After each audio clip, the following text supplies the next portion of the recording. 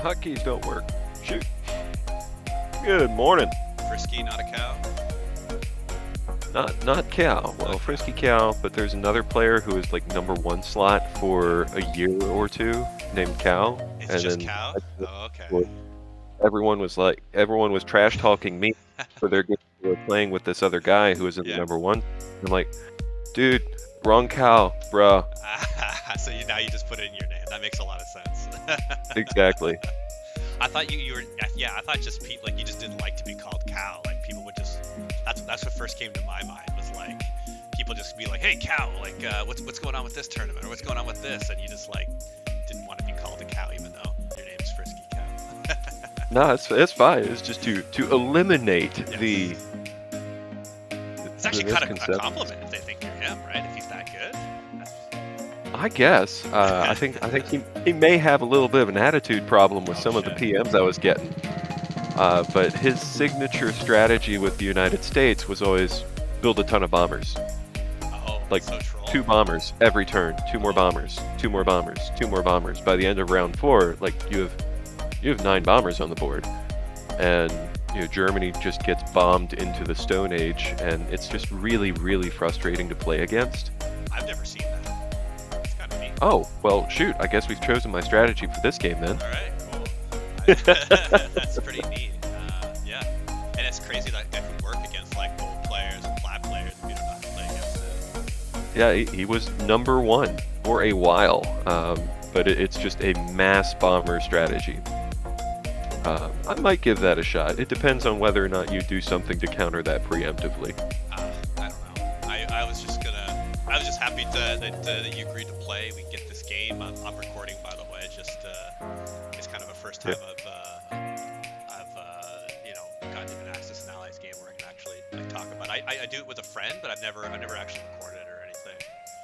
Oh, that's fine. So we like to talk strategy and. PSA, this call may be recorded for quality control and monitoring purposes, or something along those lines.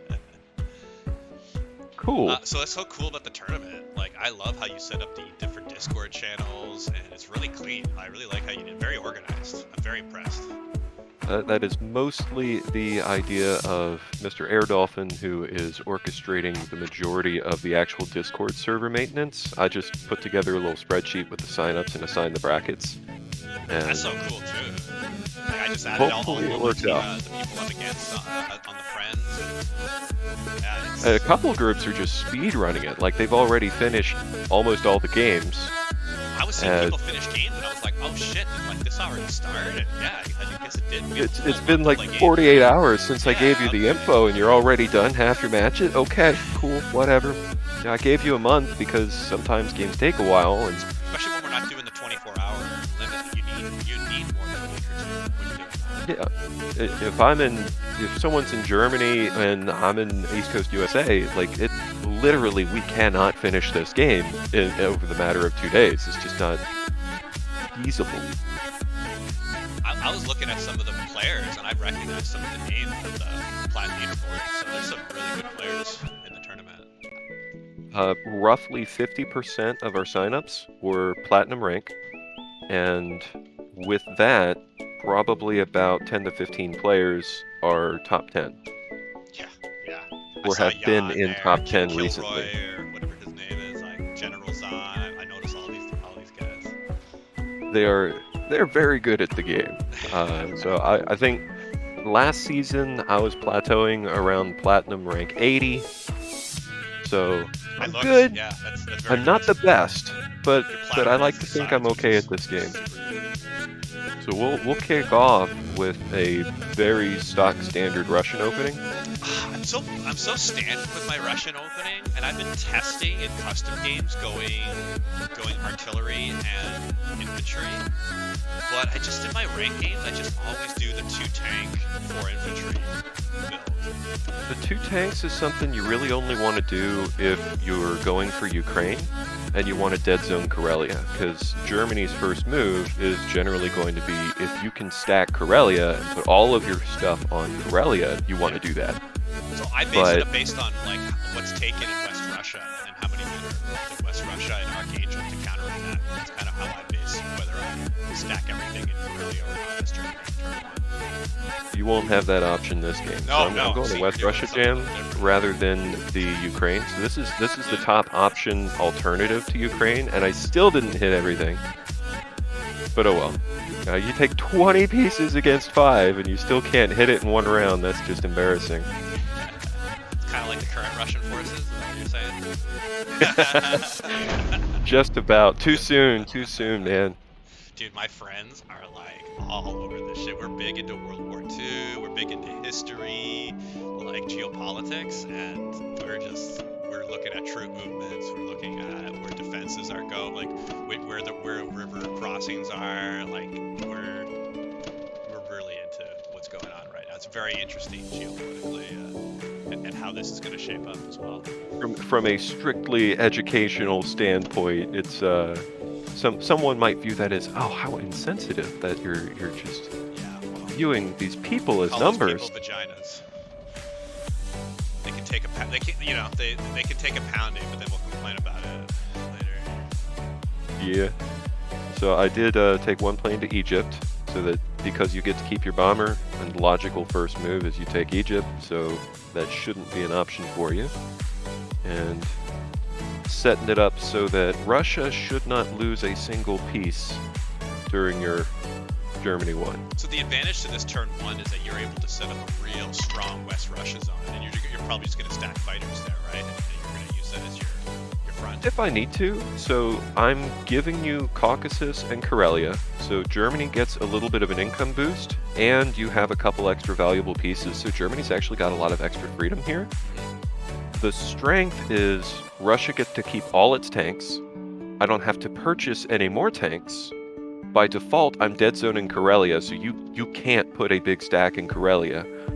So your advance, whatever it's going to be, is going to be slower. You can neither stack Karelia nor Caucasus, and depending on what you do, I'm going to retake Caucasus, but I might be able to retake Ukraine as well. You may or may not decide that you want to stack Ukraine. Yeah. And I minimize my casualties. I can buy all infantry, which are going to be the most cost-effective unit Russia can buy, and just build up a nice stack. This is a good segue if I wanted to go kill Japan first, if I wanted to do Germany first. It's really versatile, and it doesn't risk the 10% chance of I lose the game just because you fumble Ukraine. That's really interesting. See, I've never seen someone. Actually, I have seen the Russian fighter in Egypt there. If you don't take Ukraine, you really got to set aside a fighter for Egypt, just because losing Egypt turn 1 is such a momentum shift for Germany. Man, it's like, unless you're doing something specific, it's almost expected that you're eventually going to lose after. That's the axis. Yeah. Turn 2, Germany can usually start trading Egypt. I've actually got a fun German strategy for starting to lock down Africa early. I like the destroyer buy. Makes me feel really good. And that usually helps ensure that my battleship survives 2 extra turns, and I can start funneling troops into Egypt and actually get a better income advantage earlier. But I think just because of all the latest rage of going kill Japan first, that's really meta right now. It's go Japan. My last 2 ranked games, those are the 2 ranked games I'm in. I'm Axis in both, and they went kill Japan both times. And it's happening. Most people aren't good at it. Is the good news.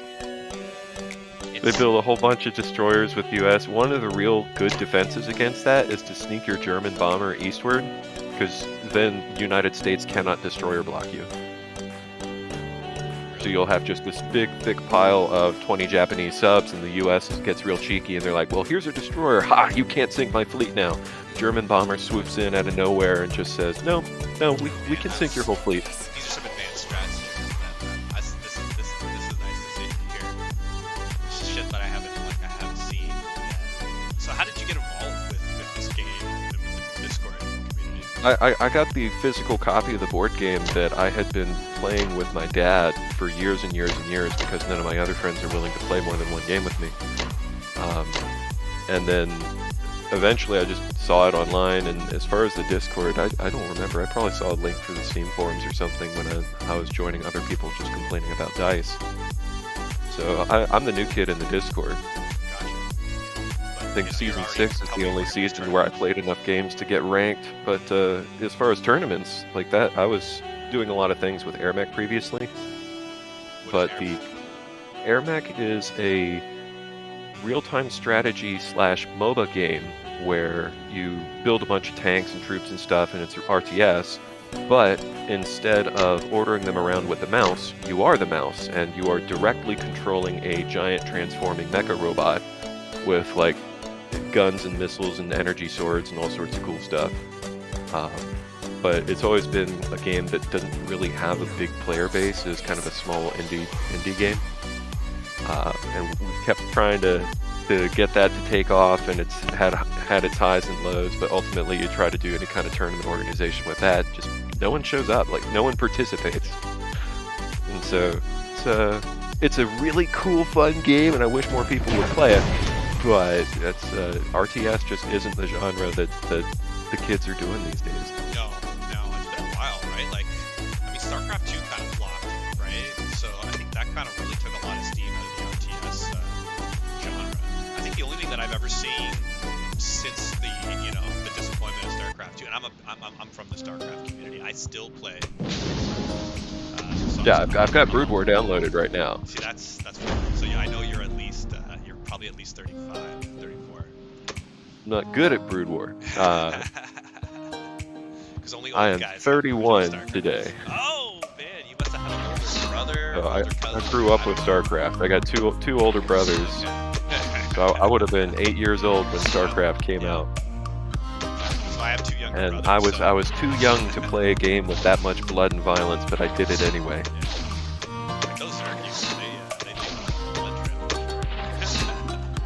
Why are you going after my cruiser, out of curiosity? I didn't have anything to do with the bomber. So like I decided not You're to just- go Egypt.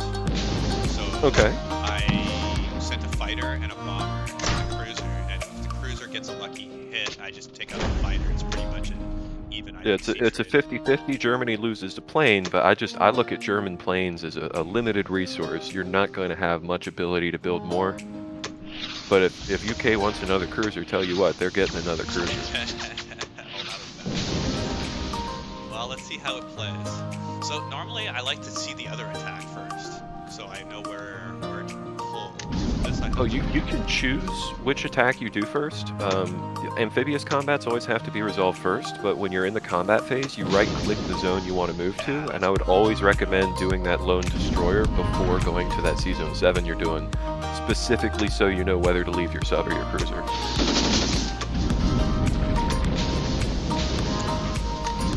I keep my dice on fast mode, so I'm just watching your number tick down while my pieces stay it there. So that's one of those situations where I've lost that battle so many times that I just take all 6 pieces to that C-Zone 7, because if you lose against that battleship, it's just so hard to come back. Yeah, I agree. The thing is, like, you're able to like keep UK down if you're able to win this battle as well, but when you Especially lose the when you C-Zone have an extra fighter and bomber to play with.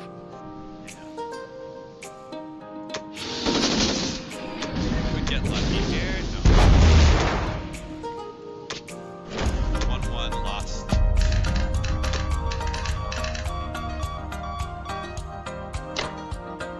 Oh, interesting. I was actually spectating a different fight. And I was watching the dice in reverse, and then it changed the translation into Italian or something. It was like combatatino. I see Russian language sometimes.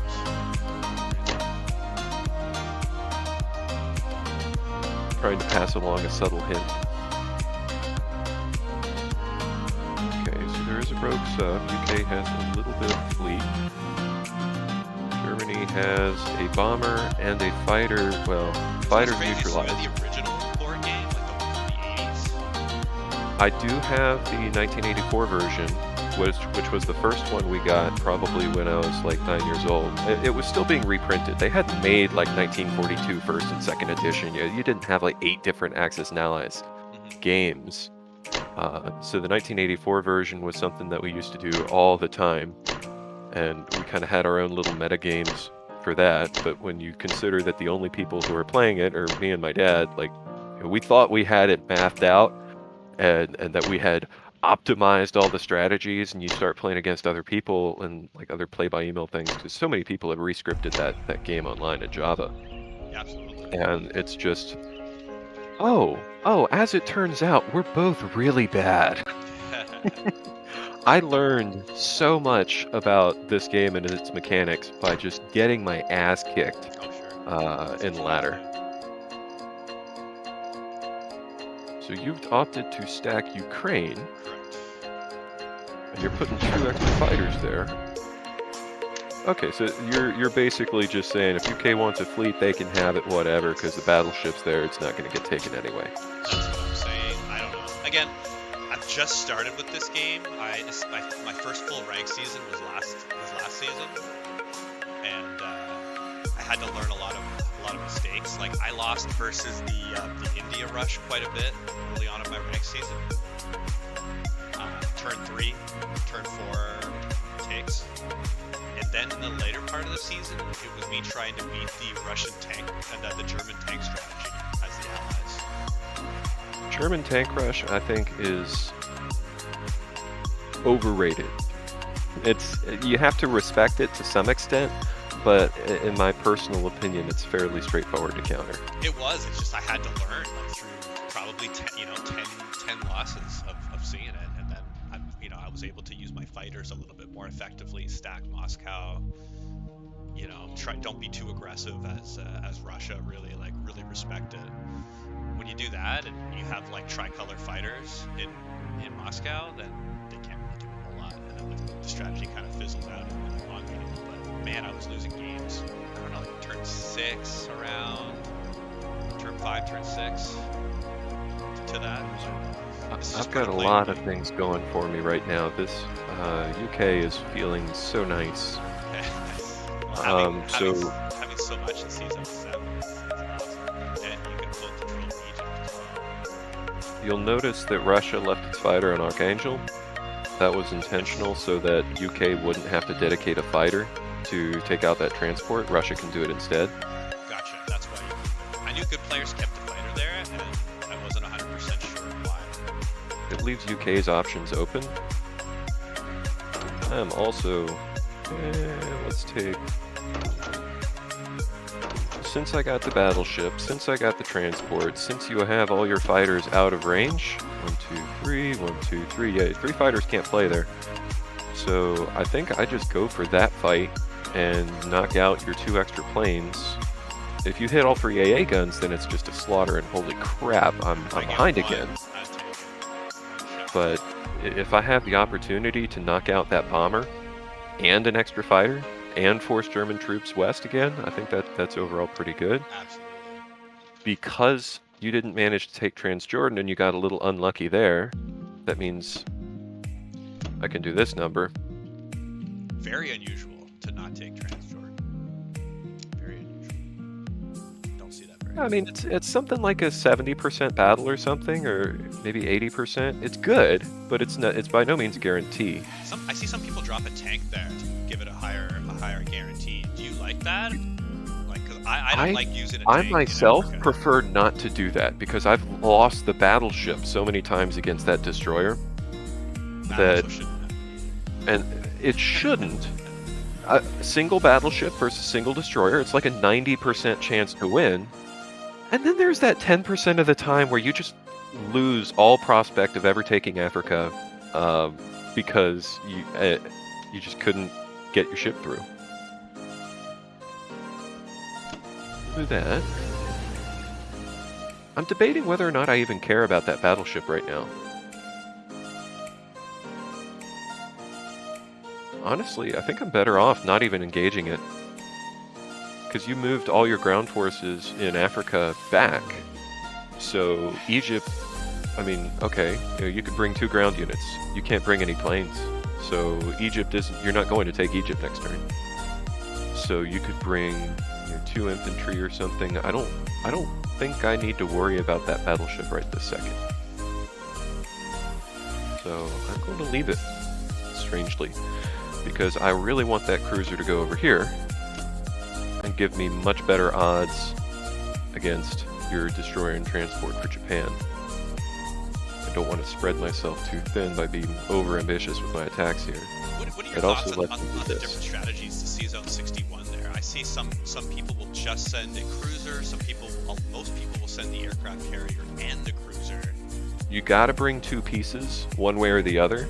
Ideally, you can take the fighter, but usually the fighter's too busy clearing the German battleship. Yeah. Because you have to But send if you don't bring two three pieces, aircraft. then you're not going to take the transport. The main idea is that Japan's only got one industry, and it's on an island.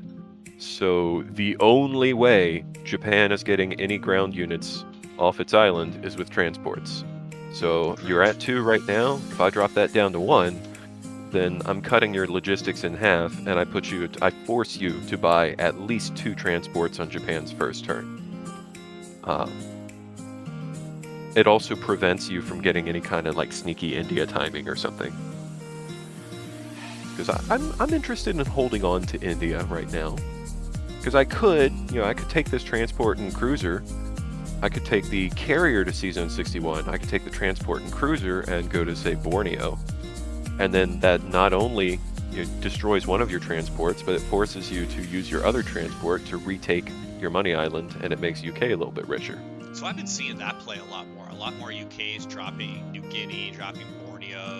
I haven't really been doing that strategy myself. I just been seeing the occasional opponent. Now these are normally like silver opponents. So yeah, because this isn't a bad move. But like the cruiser, that's a coin flip. If the cruiser hits, I win the battle. Then 2 infantry versus 1 infantry. That's a coin flip. So in order to win, you have to call heads right twice. So overall winning that is around 75%, which in my mind, 75% isn't usually good enough to weaken my defense on India. But it is good if you get it, but I don't like it. I don't like the odds. It's higher ranked players are generally much more risk averse. They're not into putting themselves in a situation where they might lose. And so in this case, I could keep the cruiser alive because I'm still thinking, where do I want the transport? So I'm going to scoot the transport over to hug the east coast of Africa 33. And you may or may not decide that you want to take them out with the Japanese fighters, so I'm going to have 1 ship with them, and I can choose whether that ship is an aircraft carrier or a cruiser. A cruiser is going to have a pretty good chance of sniping one of your fighters, and I'm all for pulling more Axis fighters off the board. So I'm gonna call it there. I'm gonna send it. What's implausible? France is implausible? That's probably an accurate assessment. Do you have another battle calculator up? I'm not using one right now. I sometimes I do not have a calculator up. Okay. Because I've caught the Axis and Allies battle calculator. It's been really off sometimes. So I did lose a fighter. Okay, so I got so lucky. Holy crap. For 4? What is 2. that? So that's standard on my end. You got it, really. Wow. I could drop a plane and cap the territory. So it's 6 IPC, right? And then the plane's worth 10. It's a 6 IPC swing, so if I take it, I gain 6. That's right. Or I keep the artillery's worth 4. That's right. So I'd be losing 4, but gaining 6. Or it is. It actually is. And I'm not building a carrier this turn. I gotta check my buy. Yeah, I chose not to build a carrier, but I think all in all, the fighter's probably better for me. Yeah, I'll lose the ground.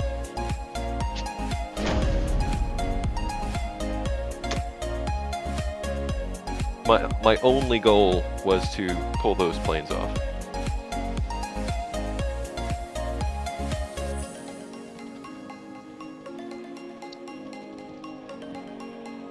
This one could go either way. I have a slight advantage. There we go. I'm just trying to save Russia some work. Any single unit that I can save Russia, I'm gonna try it.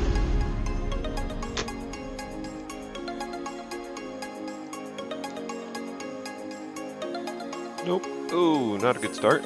Oh, right. Not a good Might start. be some luck coming back to my side. Not a good start. No, this would really even the karmatic world too. UK actually lost more on its attack than anyone else, so that was pretty awful. This game a little bit interesting. So now I've got a choice. I guess these should come back home.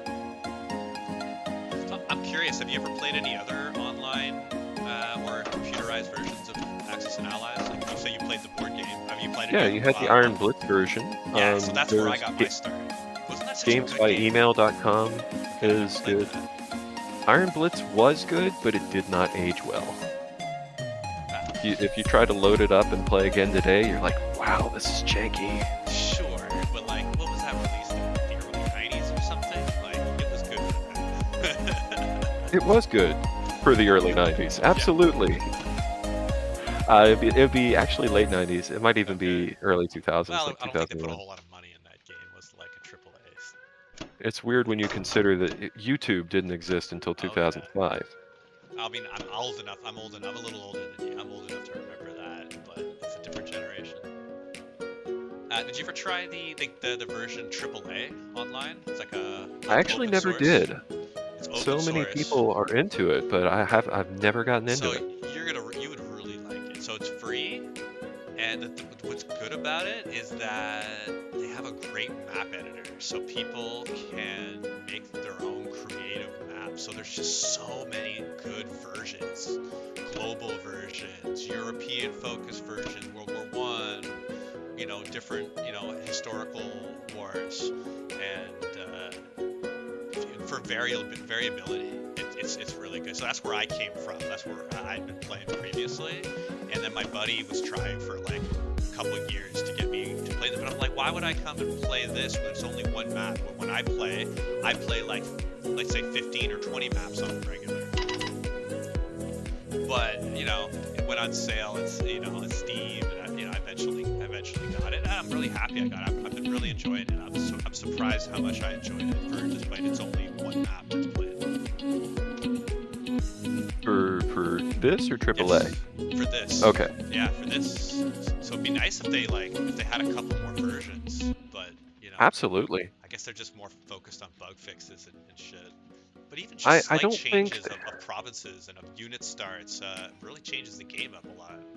It really does. I think one thing is just no one would have expected this to be like a huge business venture. I mean, Beamdog, as a developer, they got Baldur's Gate, they got Neverwinter Nights, and they're remaking other people's games.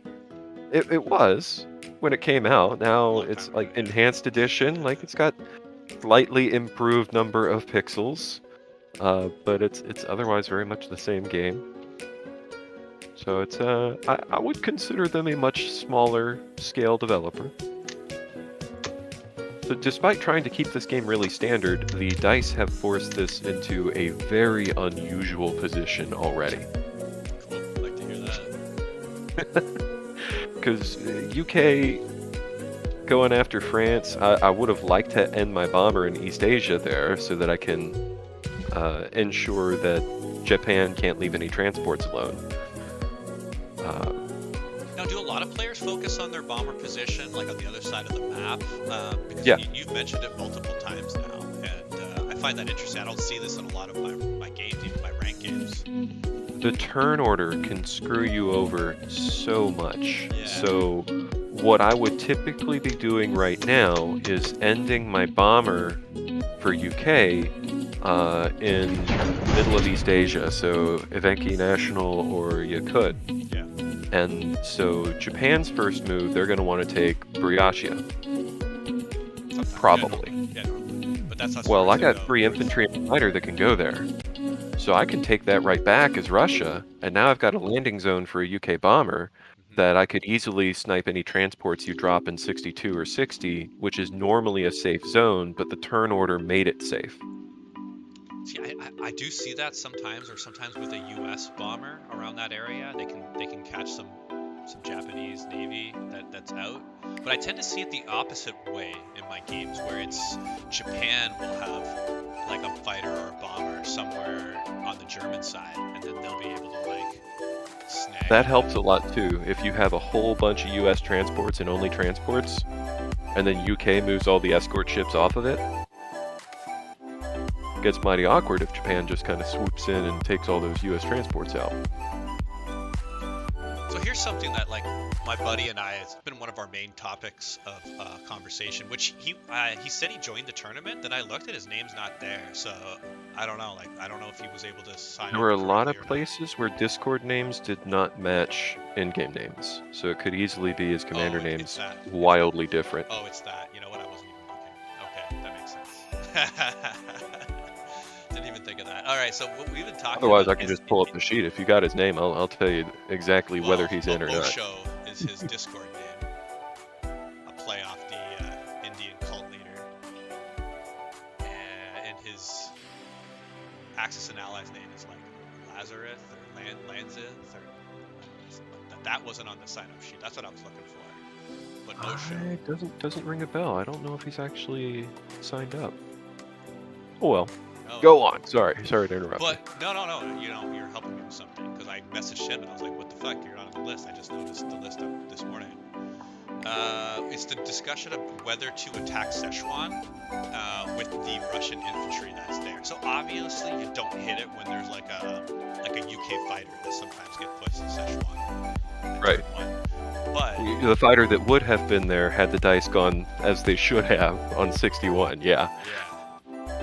Exactly. So that's where you would have. That's where you. If it were just United States and no Russians, no UK, then that's really profitable to go after. You'd hit that, very likely. If the Russian infantry moves over, I no longer like to see that as valuable, because my likely outcome on defense is I'm going to hit 2, and I might hit 3. And you're going to hit, 2 or 3. Why are you attacking it? You want to take the US fighter out. Well, if you're going to take that US fighter as it stands right now, the average outcome is you're going to have to pay a fighter to do that. You might get a little lucky, but I think in general Axis fighters are more valuable than Allies fighters. They're just harder to replace. So as soon as someone moves a Russian infantry over, I generally don't like to attack it, but if you get lucky, you knock the whole province out, you get a free fighter, and you're ahead in tempo. So you're talking about frustrating battles and frustrating losses. So for me, that is the zone that I've had the most frustrating losses.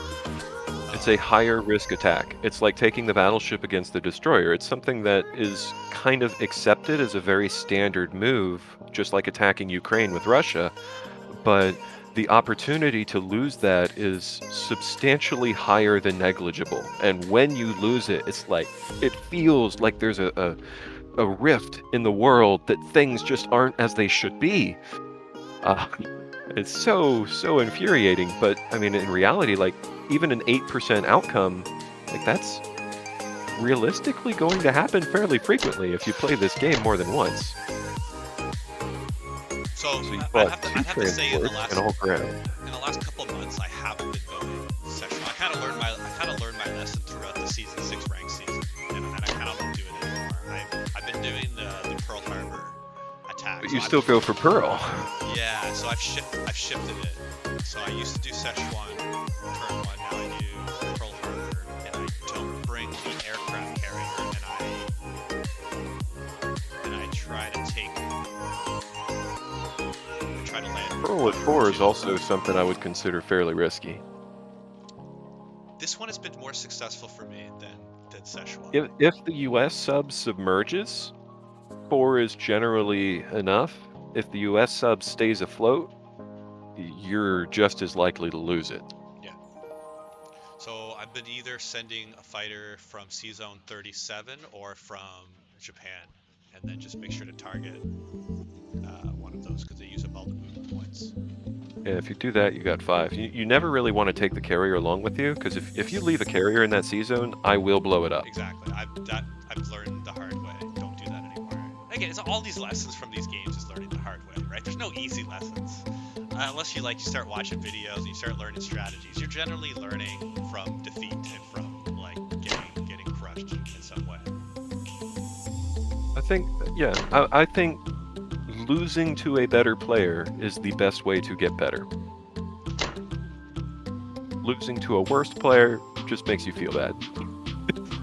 Yes. But you might still learn because And sometimes those cheesy strategies you can. Like I've lost against like silver players that will kill India their turn 3 or do a tank strategy and wipe Moscow turn 5. Like, is it really a bad move if it wins? You know? no, it works. It's just what percentage does it work for them, and why are they there? Like, and why are they in silver at that time? Like, is it not working a lot of the time? It just worked against me. Like, something's got to be up. Why are they losing so many games?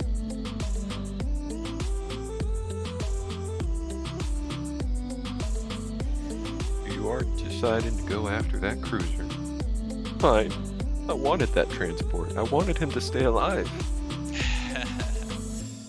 Yeah, I generally like it. Then you leave your carrier kind of C-zone 34, 35 type of thing.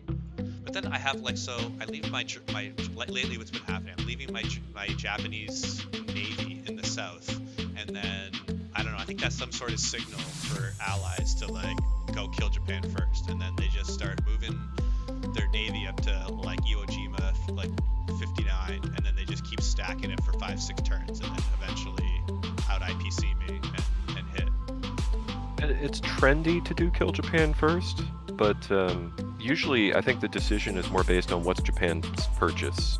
So if you buy 3 transports on your first turn, a lot of people are going to take that as a green light. All right, we're going to kill Japan first because you just bought 3 transports and I'm going to prevent you from using them at all, because if you buy any ground units, I win the Navy. Okay. I mean, sure. So I tend to go 3 transports because I tend to lose that battle at C-Zone 61. So, Yeah, I mean, the and so standard you lose 3 that, infantry, you got to buy 3 3 to get yourself back up Exactly. to a reasonable total.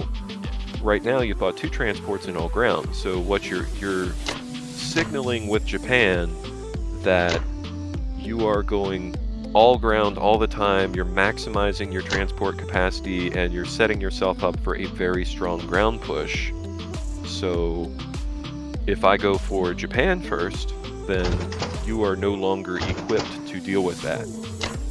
Now in this case, the dice give you an extra destroyer and extra transport, so depending on how Hawaii goes, I may or may not decide to go east or west with US, because right now my strategy is ambiguous enough I could really go either direction. Russia hasn't lost a whole lot of pieces. UK hasn't lost a whole lot of pieces. Doing that all West Russia attack, that's very interesting. I don't see anyone do that, so you've already made the game interesting on my end. That's really common to see in Plat. Okay, I guess that's why I don't see it. I haven't That's gotten what they're there calling yet. the West Russia jam, is you just pack as much crap as you can into the territory of West Russia, dead zone Karelia, dead zone Caucasus, and generally just trade as light as you can if you're trading at all, and just slow Germany down, stop Germany from taking Africa, and just allow your income advantage as allies to keep compounding. And eventually United States is going to come in and start trading territory with Germany, and they'll just start hemorrhaging infantry, and they can't keep up with Russia anymore. That's the goal. Yeah. Alright, so I think I'm Japanese turn. Let's see how it plays out.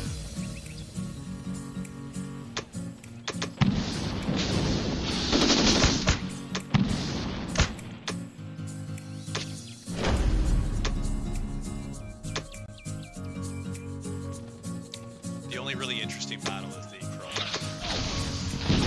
That could go horribly wrong for you. It could go smooth and completely as expected. I could also roll 4 hits, and then you're just sitting there scratching your head like, oh god. You already did that once. Right? You don't need to see that. Okay, so I have to kill a fighter at some point. If you don't want to bring your carrier into that C-zone, you gotta splash one, yeah. Yeah. The only question is, do I do it now, or do I think I do. If you don't do it now, and I hit again next turn, then you can't take the sub as a casualty. And you hit with the sub. I get that sudden strike. I shot my torpedoes upwards. But if my fighter got a second hit, you'd be forced to take the cruiser as a casualty. That would have been really bad. Oh no, how useful is that cruiser to you? Oh no, I missed that too. Yeah. The dice gods have spoken. Oh, they're Japan, for me. Japan is ascending. I was worried. Okay.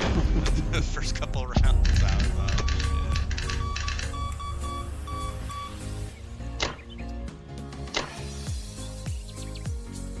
Drop those there. So here's something. I've been holding back a couple of troops in King Su and then putting them over to Guangdong because this normally is a nice place to land fighters because you take all of this land. Absolutely. There's sometimes nowhere good to put your air, so I found not going all in Anhui and then just holding a couple troops back really helped me.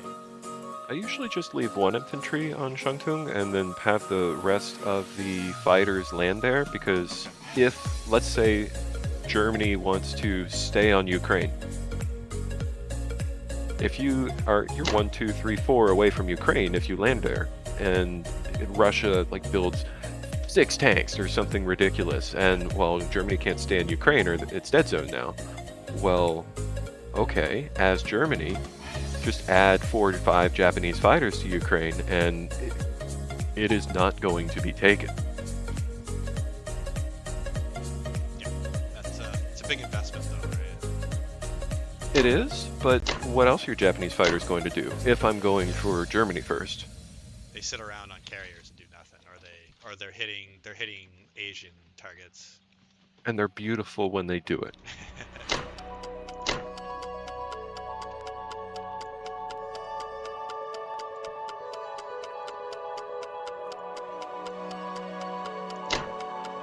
This is where I gotta sit back and think about what kind of defense profile you might have on Japan, because if you're taking carriers before fighters, then I could just get one lucky hit on 34 and both your fighters will splash because you got no landing zone.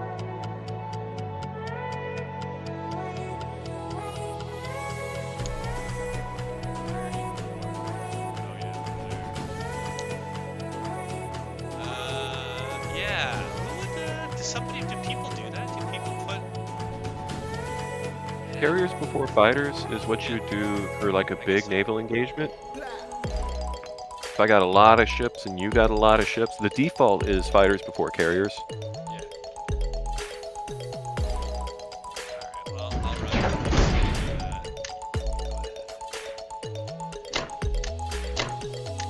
I don't know your profile. If you were a platinum player, I'd probably go for it. Just because they usually have carriers going first, and you can get a quick freebie. Alright, I have a very critical decision to make here now.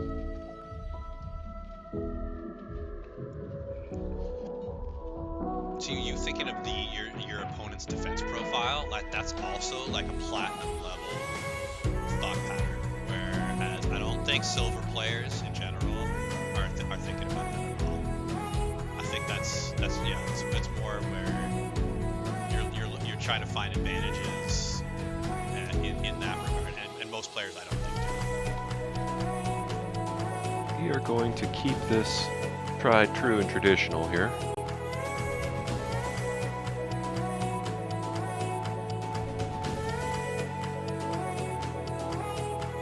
Japan is strong. Japan has a lot of transports, they have a lot of ships, they have a lot of planes, and I'm not feeling adequate to contest that right this moment.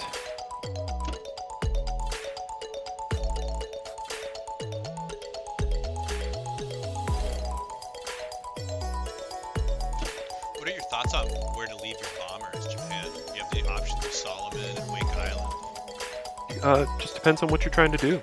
Usually I'd leave the bomber and probably 3 or 4 fighters on Changtung where you had 1 fighter just now. Yeah. That'd be pretty typical. Seeing as you went for Pearl Harbor, 2 of your fighters are going to be out of position. Seeing as you went for the cruiser on East Africa, 2 of your other fighters are out of position. So it's hard to say exactly. So my thought pattern was that the U.S. wouldn't be able to drop Solomon to get it because I have a naval unit in Hawaii, like on C-Zone 53 or something, and that you could drop it with your UK, but you can't drop it with both countries.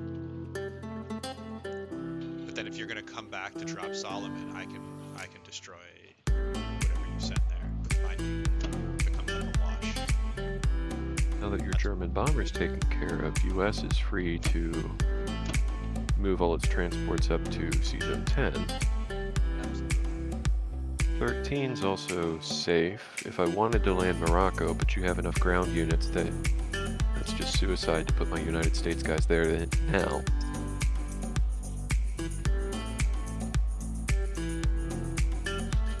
I gotta decide to do what to do with my Chinese fighter.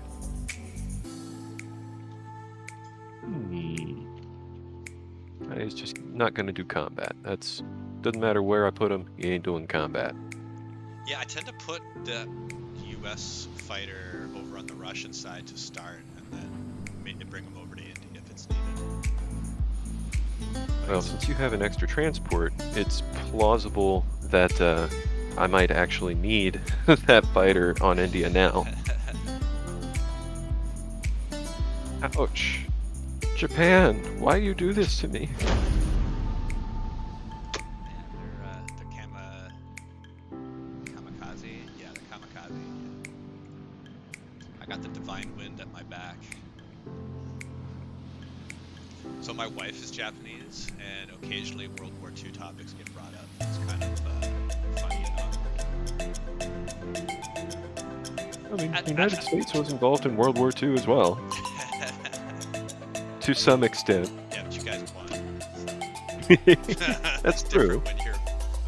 I also have a really close East German friend. He grew up in the East German side, and he was in the part of the German military. He lived in the U.S. and now lives in Canada, where I live. And yeah, you know, I guess the topic doesn't get brought up too much.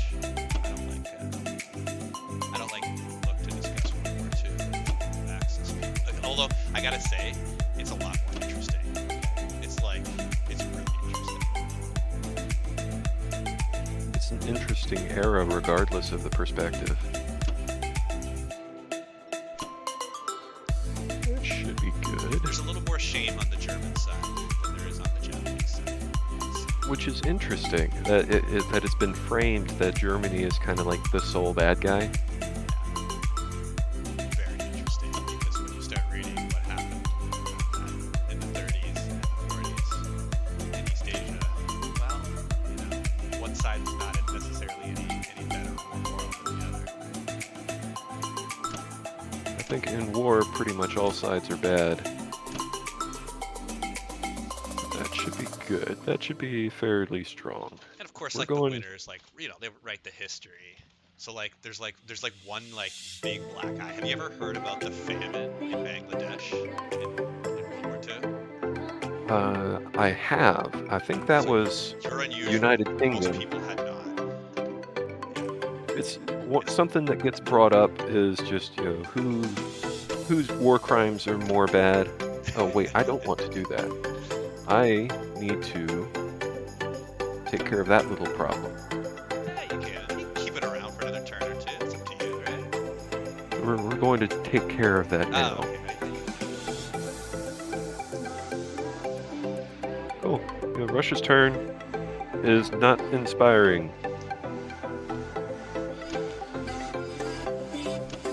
I had a coworker who's from that region, and then she was saying, she brought it up, and I was like, oh yeah, like 3 or 4 million starved, like it's like one of the worst crimes of all of World War II, and then she was like super shocked I even heard of it. Like her husband who married her had never heard of it, and she didn't have been any Canadians that had ever heard of it. Again, it was not publicized. We talked about the plot. Oh, wasn't D-Day amazing, right? Oh, the biggest naval invasion. Oh, it was so successful. It was 6. Eagle baddies. D-Day was 1942, right? A little later than that, 44. No, 44. It was all the way in 44, so actually that's 5 years after the war started. Yes. 42, it looked pretty dire for the Allies. Once Stalingrad was kind of a shift. Battle of Britain was kind of around 42. Everyone has a different interpretation when the war turned. Battle of Britain, Stalingrad. The U.S. likes to think it's when they entered. As usual. Ah! You know, You took that jab with you took that like, I like that. all of my history classes. I'm from Virginia, so my history lessons are always very skewed. Like, for example, when we learned about the American Civil War, it was very much presented as not a war about slavery. Slavery was just this minor issue. You know, it wasn't really a big deal at the time. It was like, what are you talking about? I feel like that's definitely like the focal issue at hand, you know, when you're discussing that. Or Vietnam War didn't happen. Never even discussed it. Korean, wow, we can't call it a war. It was a conflict. Never happened. Don't know what that is. There's a popular TV series called MASH that takes place there. Doesn't exist. Never happened. I guess it depends where you are in the country and the U.S. like what they've been focused on. I doubt everywhere in the U.S. they focus so heavily on the Civil War. There's probably World War II. Virginia, being that Richmond was the capital of the Confederacy, the overwhelming bulk of time seems to be dedicated on American Civil War history, which even then it's kind of a perversion of history, or they present things very favorable to the South for certain. Sure. I expect that. And then World War II, USA saved the day, go USA. World War I, I'm not sure that happened either. Franz Ferdinand got hit by a grenade, and that's the story. Again, And U.S. may or may not have saved the day. The U.S. came in, changed the entire course, won the war for everyone. We're the real heroes. Whether or not that's true, it's very secondary. You can just believe that. So, Germany doesn't have enough troops on the board. overall, like when I'm thinking as Axis here, Germany, like I really like to be able to try to hold the Caucasus region. It just doesn't seem to happen on most games. Most games, Karelia is a lot easier to hold. Hey, if you want to dump your whole stack of troops on Caucasus, I don't. go for it. You're Be just my gonna crush guest. it. That's it, right? Well, how many Japanese fighters could you reinforce with? Because that's the real question, is you can't hold it with Germany. Can you hold it with Germany and Japan? No, still no. I can only put 3 fighters, but no, still not enough. What if you could have put 6 fighters there by not attacking Pearl Harbor? That might change things.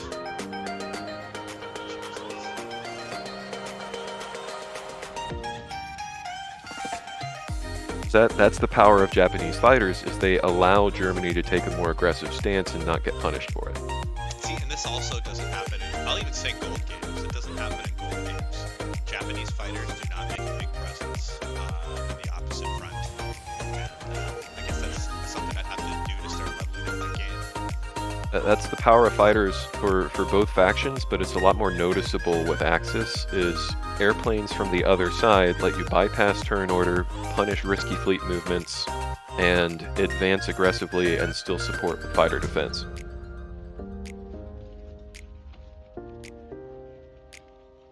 It's harder with the Allies a little bit because I can't move up with Russia and then reinforce with UK. I have to decide on UK's turn where Russia's going to hold out. So I might be able to like transport to Karelia and then dump all my Soviets there. That would be an option.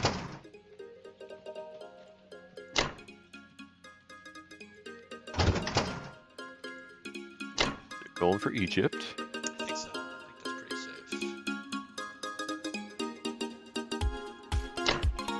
safe. Safety is relative.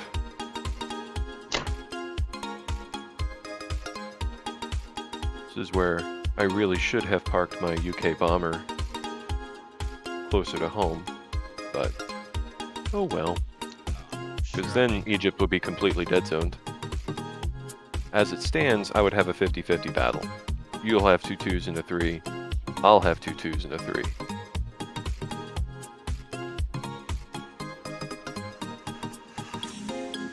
Alright, I'm not doing anything crazy. Take what I can get. You're sticking with kind of the standard buy as many infantry as possible purchases. Yeah, That's a I mean, safe way to play. Sometimes I go turn 1 Germany bomber, but when you still have the first turn bomber, I don't do that.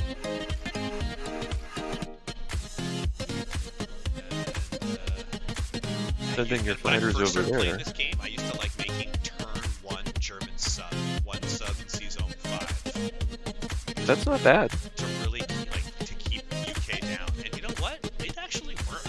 It kept the UK from being able to start stacking Navy and transports until, you know, sometimes even turn 3. And that time is so valuable. It is. It really is. I think now that more people are going Japan first, Germany asserting air and naval superiority just becomes less and less relevant. That's a great point. Really, really good point there. I'm gonna start looking for that. Seriously. But what about because you're only gonna see what USA does after like their last act. So Germany turn 2. Would you ever build The like, onus a is sub really or two? on the allies to decide what they want to do. Yeah. So And once you see that US is coming east, it's too late to build subs. You know, like right now, if you were to build a sub on this turn, it's gone. And had you built a sub last turn, it would be like, well, UK's still got 2 destroyers, man. Yeah, it would have been terrible. But normally, you clear C-Zone 7. You normally Yeah. you're able to win that battle. You have like maybe 1 We'll ship. have to switch sides and do another game. Oh, you know. We'll have a rematch. Sure, definitely. I checked and you saw. Are you in the tournament? Are you gonna play? I am not. So I have a personal philosophy that the organizers should not be a participant, because then everyone's going to say, well, you just gave yourself the easy bracket.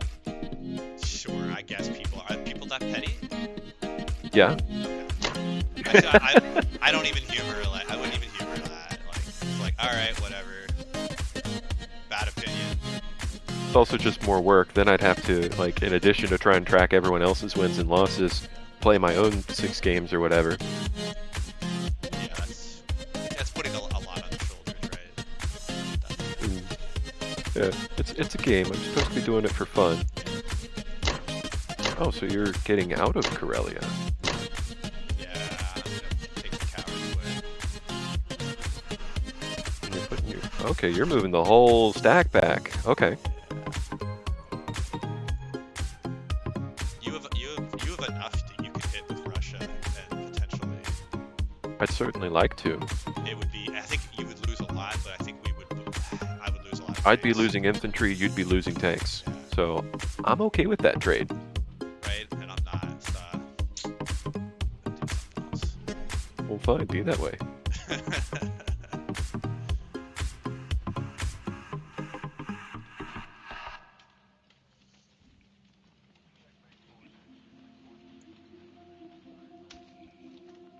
I'm realizing here, of course, like you can start dropping in France, and if you do, I want to be able to counter that. And I want to make sure to have enough troops and artillery to do that. That's what I'm thinking right now. So I want to make sure my non-combat move gives me the most options possible. So I want you going either Africa or I want you going up north to Norway. Like this is Yeah. this is what I prefer. You being able to hold France would be catastrophic right now. Allies being able to hold France is catastrophic regardless of the scenario. Just because it's adjacent to your capital, and it completely pins everything you want to do. Trading France? Okay, yeah, it's not ideal. It gets UK a lot of money. But just letting UK or US hold France for any length of time just puts the game into a completely different position.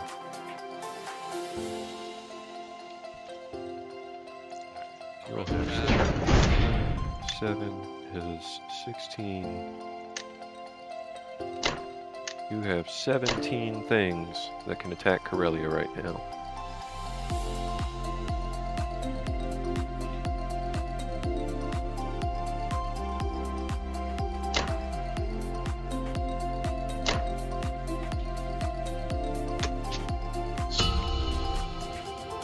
You're probably seeing a whole bunch of shit I'm doing wrong, and I realize I'm probably doing a lot of shit wrong. I was just thinking to myself, man, it would be nice to take out that fat stack of infantry on Finland. And I could bring 4 ground units with a battleship bombardment with 2 fighters and a UK bomber. Do 1 roll. If you hit 2 or 3 of my infantry, that's great. I'll retreat my fighters, sacrifice the tank. Then US comes in. US takes Finland. Russia takes Karelia with everything. Yeah. And then the board looks a whole lot different. And you wouldn't be able to retake it, but... Not that turn.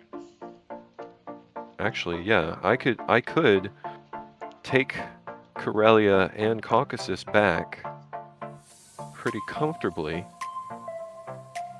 and destroy your hopes of retaking Karelia by knocking out that stack of 7 infantry. That would be an interesting move. Normally, people do not drop stacks of just infantry. Normally. At least at my level. I could also just take the easy money, drop 1 infantry on Northwest Europe, drop 1 infantry on France, just get 8 free IPCs, trade minimally. So I do that a lot. I like that. Like unless I see a clear, better thing to do, I like doing that play because the IPC swing is so huge. Like 8 is massive, especially for UK that struggles with IPC sometimes. 8 is very good. Especially if I'm holding Egypt, I'm swinging my dick around Africa, like, you might want that money. I want a lot of things right now. Okay, so here's something I definitely found out really quick, and this has been constant in pretty much every Axis and Allies iteration. As someone, longtime Axis Allies player to another, is putting major resources into Africa is almost always a waste of money. Do you agree or disagree? I completely disagree. Really? Oh, wow. I think Africa can be very useful because you have to have a plan. You have to have some kind of plan for how you're going to win this game. And if you're not taking the capital, you have to have the income advantage. Yes. And the only way, the best way to assert that income advantage is to take and hold Africa while trading conservatively everywhere else. So as Axis, so little, I like to get myself a little bit of a better angle on Africa with Germany and just take 1 or 2 things, like build a destroyer to keep my battleship alive, ferry a couple infantry over, and just take Egypt. Then Japan will just kind of idly send 1 more transport over, threaten India, while at the same time just taking Africa with the left hand. And then, okay, now I have income parity, and I can continue on I don't have to dedicate all of my forces in an all-out assault against Africa. I'm not going to build a carrier or anything to do it, but I want to be able to take it. 1, 2... Oh, I don't have a carrier. I can't do that. I'm tripping myself up with my own awkward bias from earlier. Having a navy that's left over that you can just add a destroyer to, and you're good. If I had a carrier, I'd be attacking Finland. Okay, wow. I don't have a carrier. Let me think. With 1 hand, and take with another. I would like to see that strategy. If we do switch, next time we switch it around, like especially if you're building navy as first turn Germany, that's super interesting. That's my standard now, so I'm gonna do that. See, I see players do carrier on Germany, but I don't know. I don't think they're the greatest players, like the ones that are carrier. I used to have a lot of fun with carrier, but it's so easy to counter, It is, and it's just too expensive. You can't afford to do carriers with Germany. Yeah. And then, like, what do you gain from it? Like, I know, like, I mean, you can gain. I know it's a foothold in Africa, right? And then, like, sometimes you can still lose it, like, fairly early. And then you have to keep building up your navy so you don't lose to the ever increasing Allied air stack. Like, I don't know. There's too many ways it could go wrong. But you This say is building not a like a great destroyer fight. to kind of keep your battleship and transport alive. Like that's I'm kind of interested in because it's only 8, and if you can keep that navy, Oh Christ. that was unusually bad. That shouldn't have happened. Okay, this game is not going well. No, your rolls are getting pretty bad here. This is not going well. Yeah, we can all see Okay. that. We can see that. Oh man. That 8 Ooh. IPC is looking good now, isn't it? What You do still I do You can now? still do it as USA. Yeah, even if I had only hit 3, I still consider that a win because US cleans up. But I hit 1, man. That was low luck dice, but we Oh. don't have that option turned on. Oh. Okay. Shit. Shit. All right, we got to recalibrate here. Let's do a little bit of that. And we got to get some more stoof over.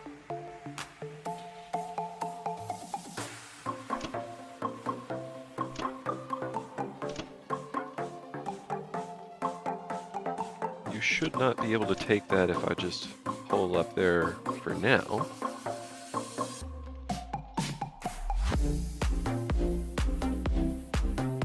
Yuck.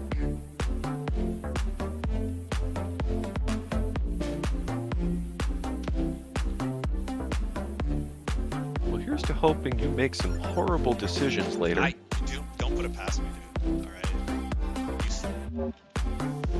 I only have 54% win rates in ranked game last season, so I lose a lot of ranked games. I had a decent chance at Plat Maxes though. I'm going for it this season. I don't know if I could do it in Allies, but I don't know where I want to put my fighter right now. Go here.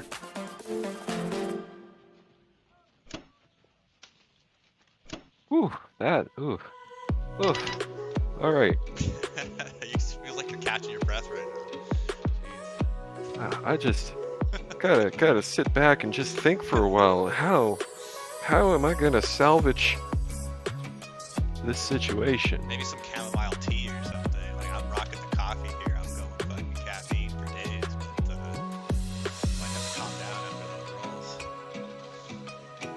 I think that means US is going to take France and Northwest Europe and pull the 8 IPCs then. Yeah, that makes too much sense, right? Someone's gonna. Unless, yeah, I could go for Finland again and get lucky. Wow,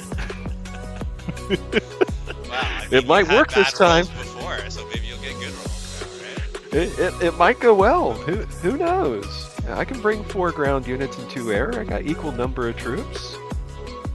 But mine are slightly better, right? Yeah, that's to my advantage.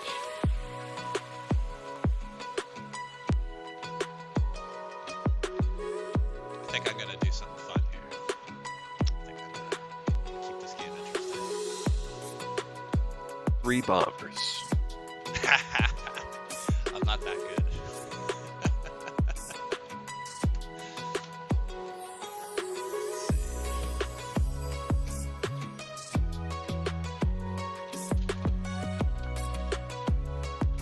In a position like this, So normally here, like what I'm thinking, like if I saved that transport at 61, I'm thinking kill India first. That's normally what I'm thinking in this scenario. India is probably a right target for you. So like I put my tank in the north there to give me an option to start putting pressure on Russia, but I might just Follow a general philosophy that red territories are the most valuable ones on the board, even though they only say 1 on them. But given that Japan has had some fairly fortunate results, and the forces opposing Japan are a little bit lacking, that you could realistically put some hard pressure on India right now and get it. You see, even if you decide to bring all your fighters down to India, that's going to open up Germany to be able to push. So I'm thinking I win out in either scenario here. So I like that. You can, where you decide you can only hold one. Like, yeah, you're gonna have to either retreat from West Russia and let me hold at least one of the industries, possibly both, or Yeah. yeah. You can or hold lose it. West Russia or India indefinitely, but not both. Yeah. So that's kind of the situation I want to put you in, and you're probably gonna decide to hold India and retreat back to Moscow. But I'm gonna make you make that choice. Now, I'm not. Yeah, I think that's what I'm thinking.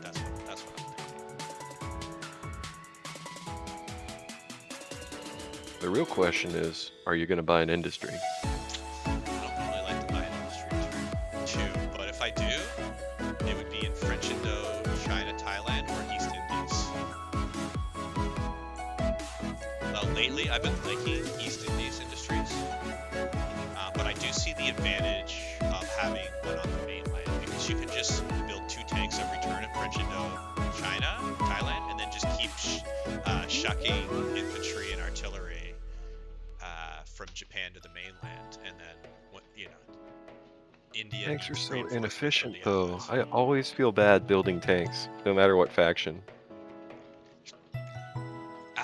Yeah. I mean, this the speed you're paying for it, right? Being able to move that extra spot. So like, I'll probably build more tanks as Japan than any other country.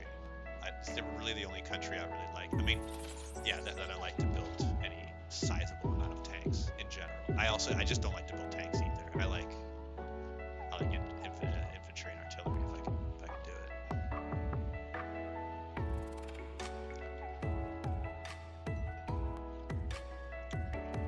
Okay, well, I'm gonna. See, I was also playing with the idea of dropping Hawaii and Alaska here in turn 1 and make you divert your focus. That's what I'm deciding, beside whether to. That would be a minor inconvenience for me, Just true, minor, I agree. but I think it pulls your own forces out of position more than mine. That's it. And if I'm going to do this India strat, I need to have all my transports focused. So that's why when I was saying I was going to do something fun, that's what I was playing with. But I'm gonna decide not to do it, and I'm gonna just go. You should plan on taking Hawaii one way or the other, eventually, Eventually. within the next 2 turns, just so that you can start to threaten a Victory City win.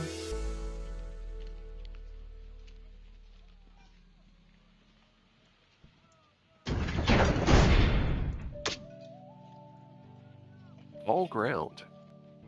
Yeah.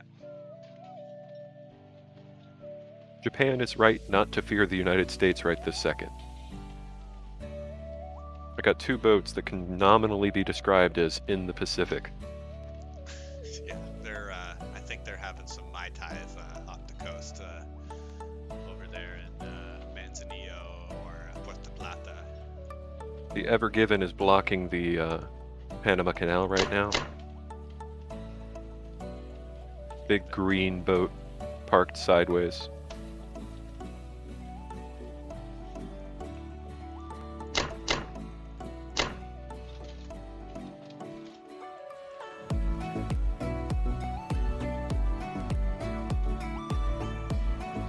Japan's following the, well, let's just take everything philosophy. It's not like anyone's gonna stop me. So I actually like the versions of Axis and Allies where you need to take the islands as Japan, and you're kind of expanding outward, and you have to decide whether to like hit the mainland really hard or invest in the islands at the beginning and then eventually, take mainland and USA. The only one I can think of off the top of my head would be Axis and Allies Pacific, which I just remember that had so many branching rules and things that we only ever really played it once, just because it was a little too much to digest for a group. It's like, if you let me go to my room and read for a few hours, I might be able to play 1 turn. I had a friend group, and we combined all the board games, and we made the super Oh version dear. where it was Pacific and Europe together, and you put them all on a table, and it's like 7-8 players. And we're able to do that. I don't know, maybe like 6-7 times, and just like have like mass amount of like alcohol and cannabis. And yeah, it's a lot of fun. Unfortunately, the group broke because the guy that owned the board games got had a PhD offer to teach in Mexico City, and then went down there. But like, here's the thing though, is like after turn 3 or 4, which by the way, like each turn lasts like an hour. In the capital city Like this hour, we drank so much that our turns just got so slow, and like we just like started like. But first, on last night's show, we tried to bring you some as players would just straightforward get an super analysis as we aggressive, could of the and then the invasion of kind Ukraine. of game It was kind then of in progress. It disintegrate. still is. The war at that Progression point just was less than 24 slows hours to old, such a and it seemed crawl that it's just disrespectful no and longer worth wrong pursuing. to use the deaths Yeah, of people so we on had the like ground as a partisan my German cudgel. buddy, the East German dude. War is horrifying, of he course, would but like it's also a consume less grave than and everyone, and profound then so thing. You like ought to he's stand like back was still and like awe really for a moment before strategizing you at the start end, and drawing then we're like just convenient having a conclusions blast and just from the suffering you see. not really Death is a mystery. caring a whole lot about the Acknowledge game. that. That's You how just we get feel. super frustrated. Joe Biden's allies in the media do not feel that way. They use the Understandably. opportunity to attack immediately, as they always do. They have no restraint and no That's the thing shame. about leaving my Good. bomber down there Grateful in the salt. I couldn't do anything So with that was this turn, last so that's like a little bit of Tonight, misuse. it's fair to note the It's opposite. yet another disadvantage of going for Pearl. Is a humiliating I should have left him as a leader. Staked his country's reputation. My general opinion is that going for Hawaii on turn 1 is just bait. Japan is just so much more efficient using those units somewhere else.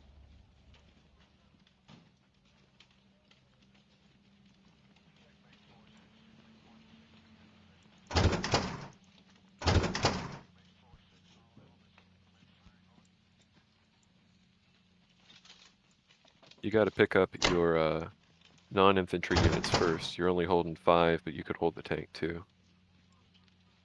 But one of your transports got 2 infantry stuck in it. Oh. Absolutely right. If you wanted to take the tank, maybe you want to pick them up with a different transport. I don't know. Yeah, I was thinking with the one for C-Zone 61, but I could actually grab the troops from the Philippines here. But I might as well just grab all 6 at the beginning.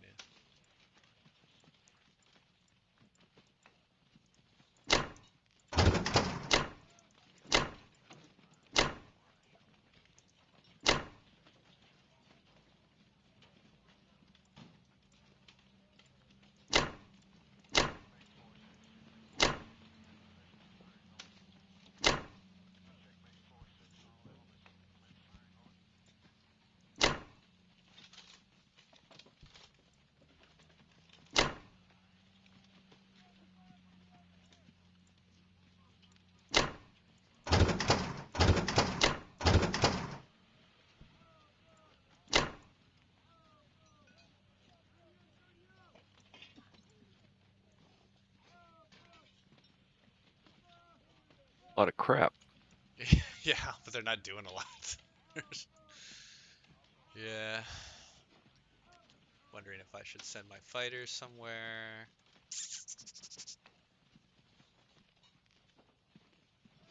Yeah, I do want to send my fighters somewhere. Nowhere to. I'm going to put them in Egypt, I think.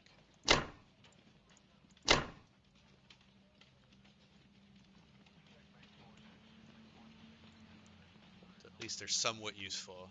Which made a good point that, you know, those Japanese fighters, if they're just sitting on carrier threat, like, what are they doing? They got to be doing something useful.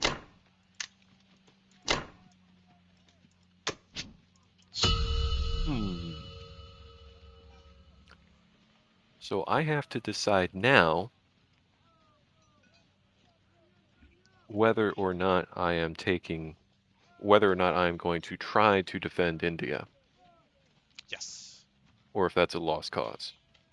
Because if my US fighter is going to make the difference. I have to commit him one direction or the other right now.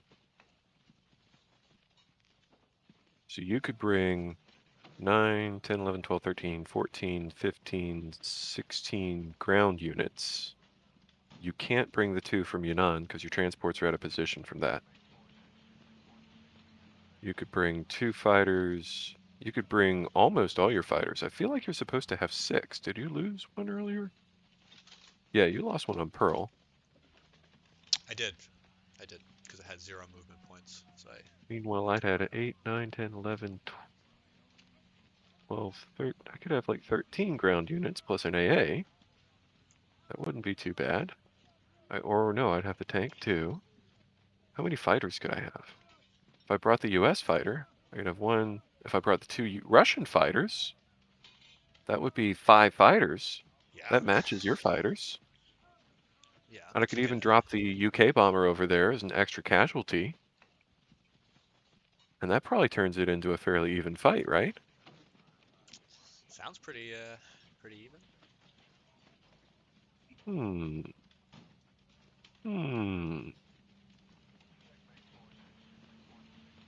I got a puzzle on that one. It's so tempting to run a calculator. I think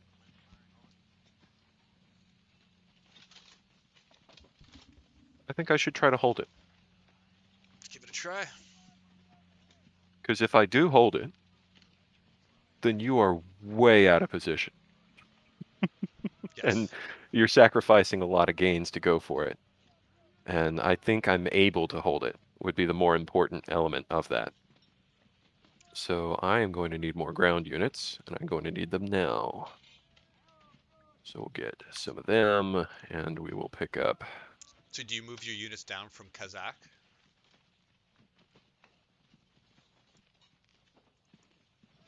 No. I'll show you. Okay.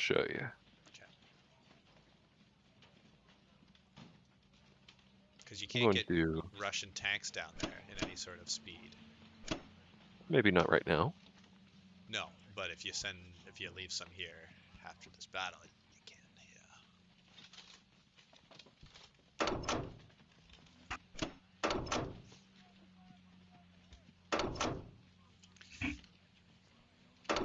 Sorry, I just got a message from my buddy who I thought was going to be in the tournament. He said he wants to focus on his ranked games. Now, how fucking grindy is that, hey?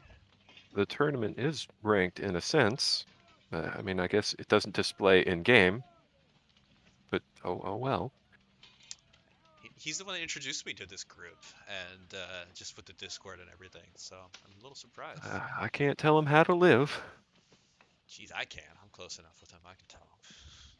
Tell him what's what. Tell him he was scared. Didn't want to lose. Not make it out of the groups.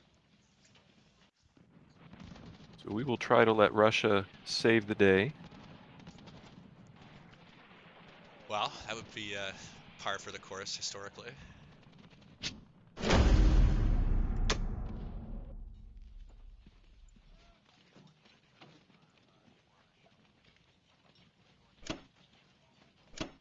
I think we do that.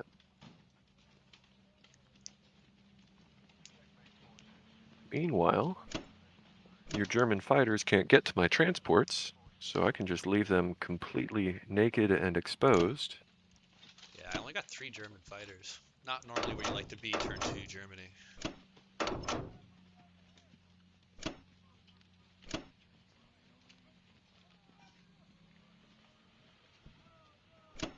Can shift.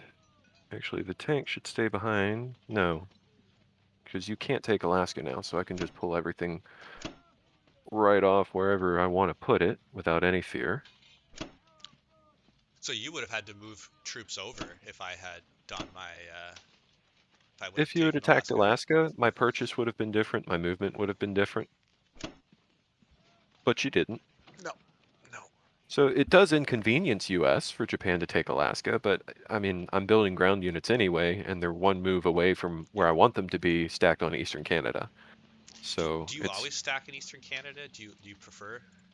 Eastern Canada is one of the ideal spots just because you get from C-Zone 10 is only 2 spaces to Finland, it's 2 spaces to France, it's 2 spaces to Morocco, it's 2 spaces to West Africa. It is probably the most versatile spot you could probably be. So if you can have a stack of transports there, it keeps the United States options wide open. I know I've Because seen my original plan was to go for the Nordics. Okay, yeah. And that didn't work. That didn't work at all. I was going to weaken Finland with UK, take it if I got lucky, and then come in with the US with 2 infantry, 2 planes, knock out Finland, move my entire Russian stack into Karelia, and say, "Come at me, bro." And people can dream sometimes. That's not how it worked out. So now we're going for a Mediterranean shuck and Russia TBD. There's actually a lot of versions of Axis and Allies where generally stacking around Morocco actually makes a lot of sense. Now, not necessarily in this one, but you just put as many troops as possible there with as many transports going back and forth, and then you have the option. There's some versions where you can even hit Germany from Morocco with the 2 movements points, or you can hit the underbelly of Europe as well, or as well North Africa. This one doesn't always work out that way, but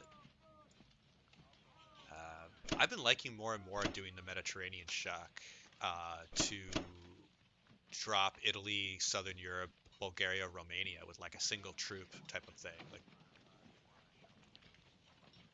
just to kind of like get like easy money and to be a thorn in Germany's side.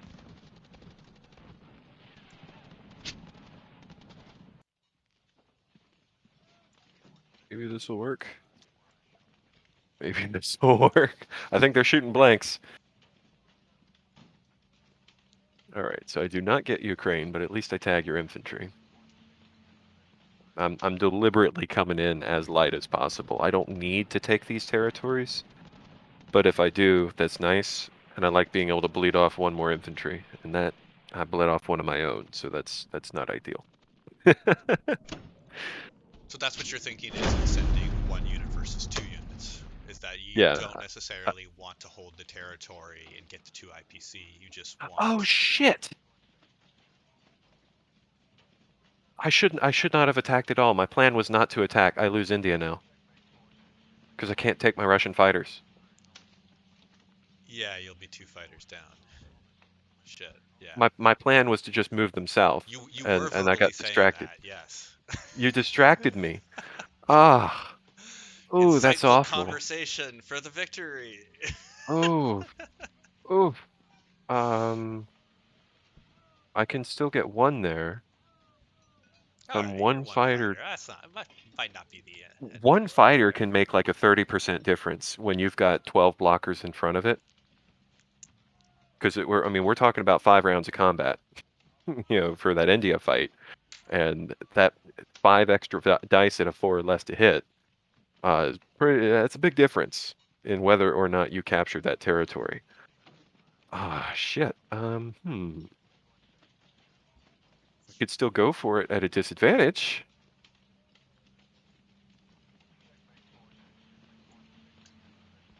There's not a whole lot going for me this game anymore. Ah, man.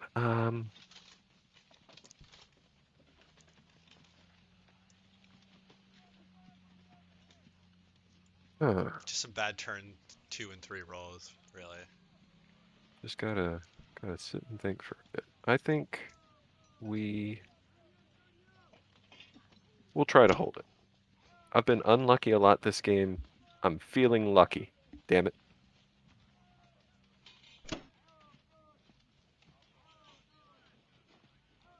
So what do you think, dude? Like, you think we could get like one of the semifinals match or the finals to like agree to play blitz for the and you and I like talk over them? Like we make sure that they can't hear. We'll like deafen and mute, and they're getting in the channel, and then How would you and spectate though? That's the thing. you would they would stream on Discord, and then we would That just could be view on doable. Discord. And then we'd either do it live on Twitch or we'd do it or we'd like record it and then put out the video. Well, heck, you're welcome to solicit them. I'm not seeing the logistics of it. We'd have to agree to a blitz game though. That's the thing. I think And I then think I think with the prospect of having 2 people commentate on it and then having it recorded so like you can have it for posterity, I think that's a pretty good value-added proposition. I think people would want to do that.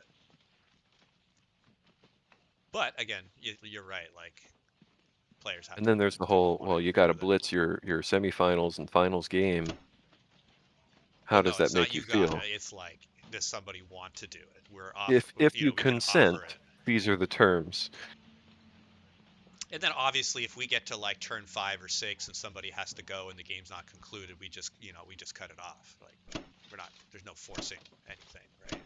This is all for fun, like you're saying. Anyways, this is kind of what I had in mind about. I'm a big Axis and Allies player. I do casting in other games, like primarily League of Legends is kind of my main game. I'm And so screwed right now, man. well, I mean, Oh, it's still a fairly even game. I just have this You're just not feeling of smashing me, which was hopelessness. what the expectation was, right? Like, I feel so weak.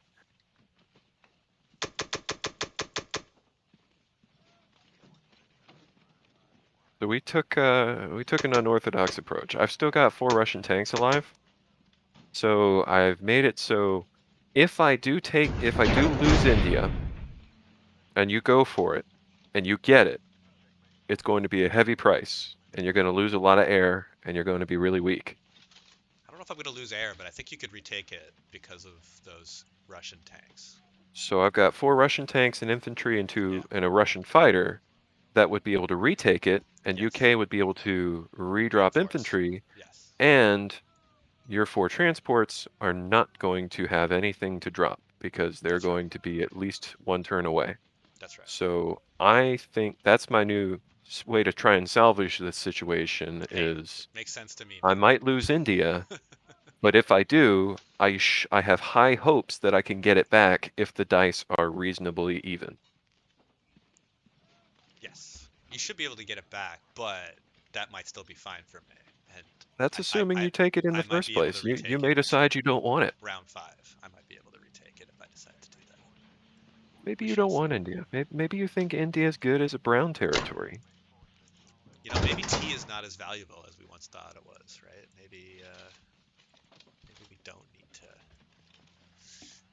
take it for resources. Your battleship's not long for this world, son.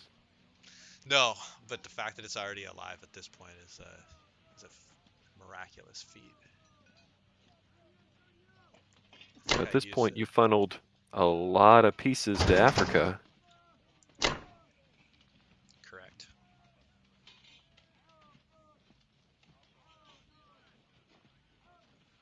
Why would you take Caucasus from me again? I just got that back. You know, when you have a hammer, every problem seems like a nail. Although, that does put him close enough for me to snipe him with all my air.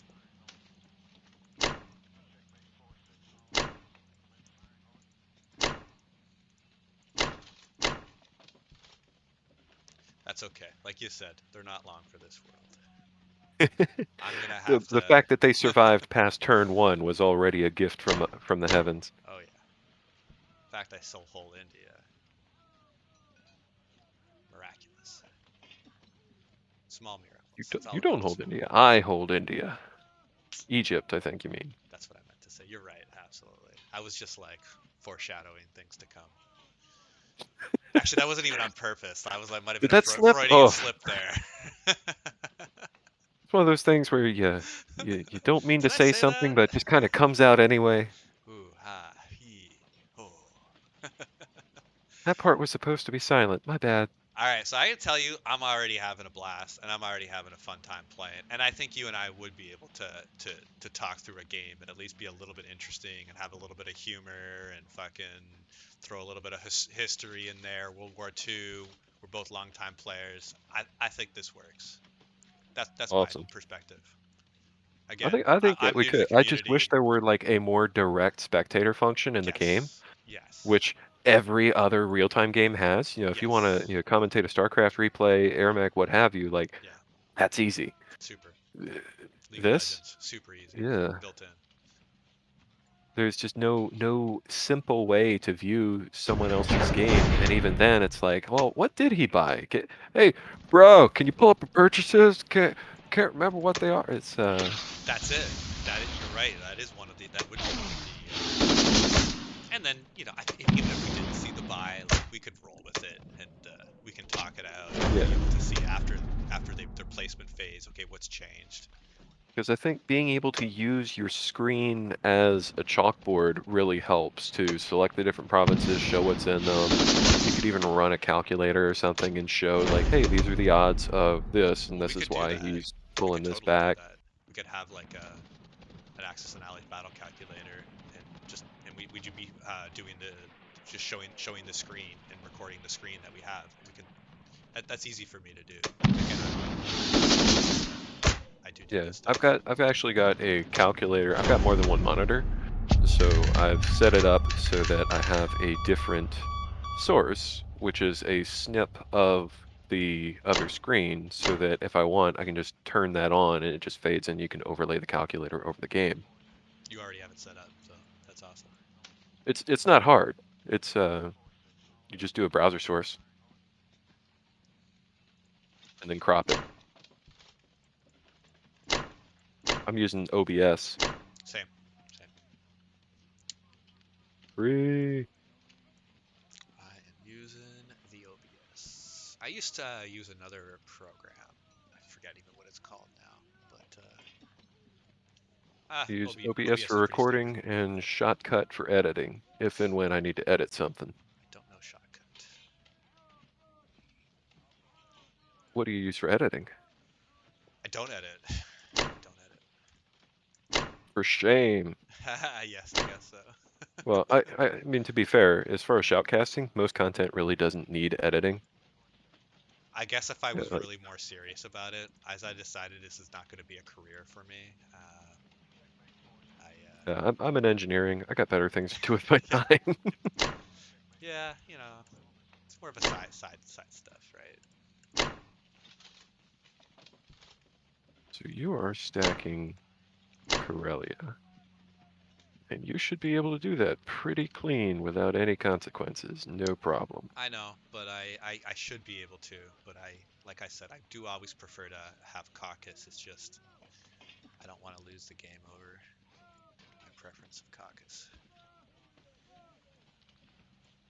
Holding Caucasus is where it starts to get dangerous because you can over-invest in Caucasus and lose Berlin.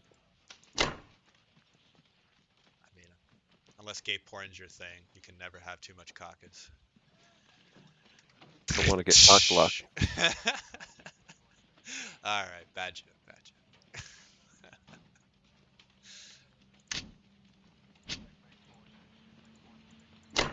Now, would you kindly just pull all your troops off Germany? Yes. Yeah, I'm And looking then at don't it. place anything there at the end of the turn. That would be great. I'm Thanks. definitely gonna do that, but you only have 2 drops in range of Germany, and your fighters. Well, 1, 2, now 3. You don't have a carrier, so you can't use your West Russia fighters. So I'm not too worried about you dropping it. If you do and you get that, congratulations. I might build a carrier just to spite you. I can do exceptional purchases.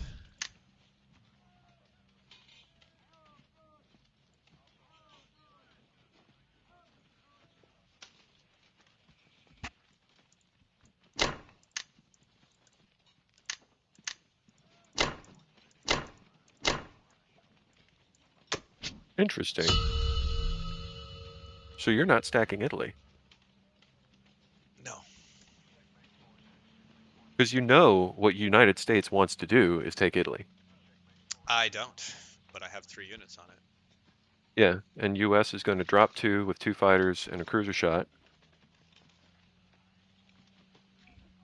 And potentially the bomber as well. 2, 3, 4. No, bomber can't get there yet.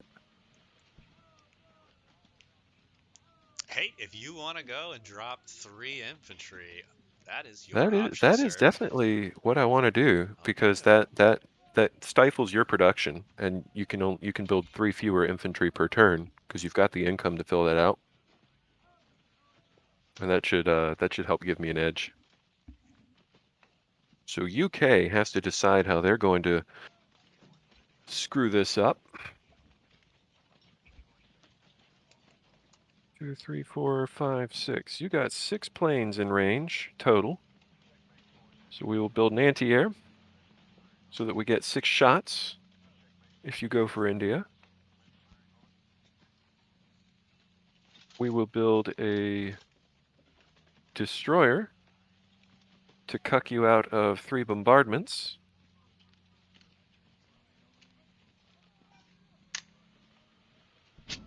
And we could build 5 infantry, 1 for India and 4 for the rest of the world.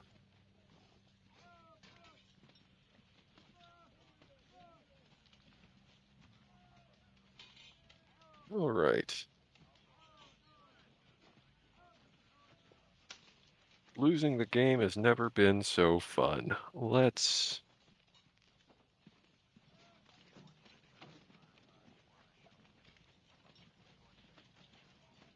So weak. All right.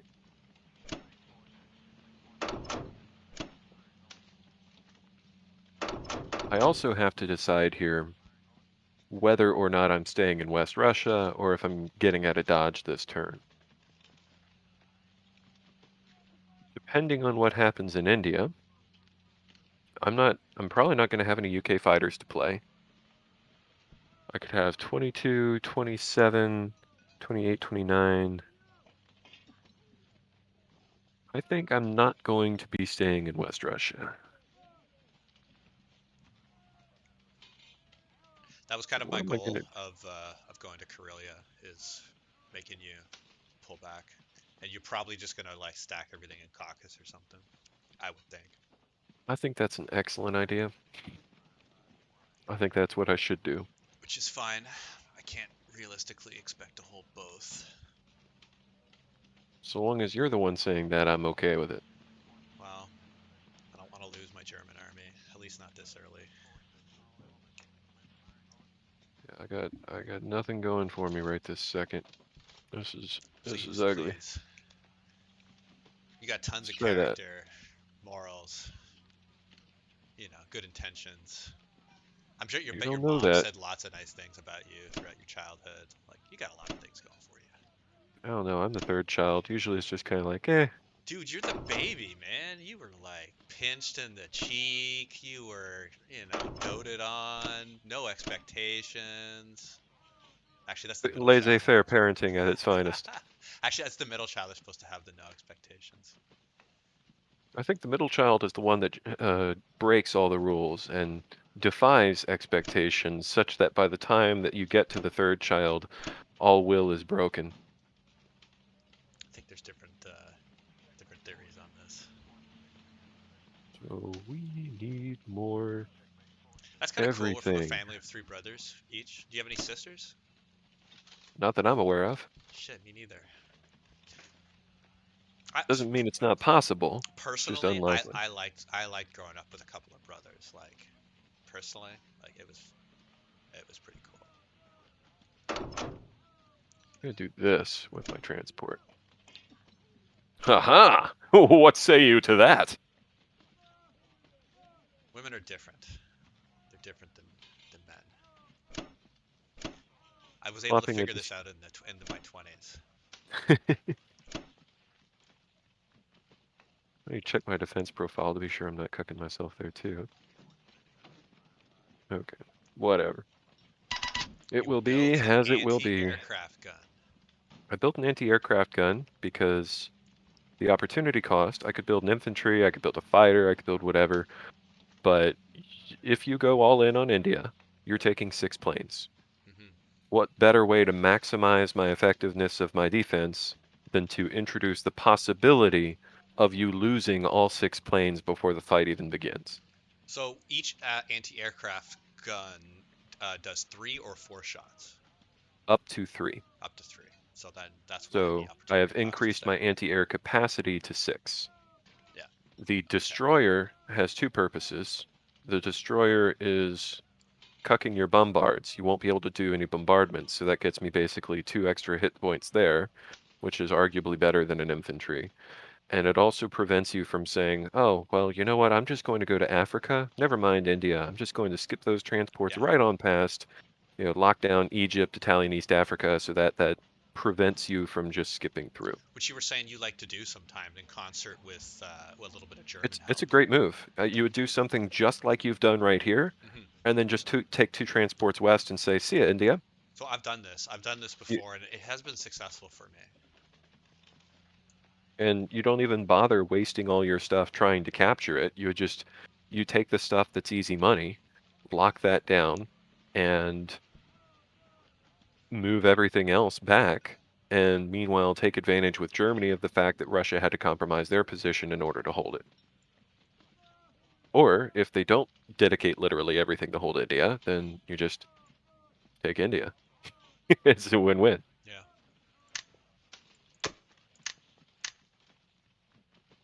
So I'm curious to see if you go for it. What are you saying? Am I man enough? Like, do I have the cojones? Like, am I just gonna talk all this big game and then like sink away in It's the not a background? guaranteed fight. Like, you do not have 95% odds to take it. I think if we were to run a calculator, I think it's closer to a coin flip than a standard player would be comfortable with. I think you're right. I think it is pretty coin flippy. But you could go for it. And if you win, then I have even less going for me. Remember, I got my East Indies troops as well, right? I have 2 coming from there. You do. So that ties you on infantry. I got 11. You got 11.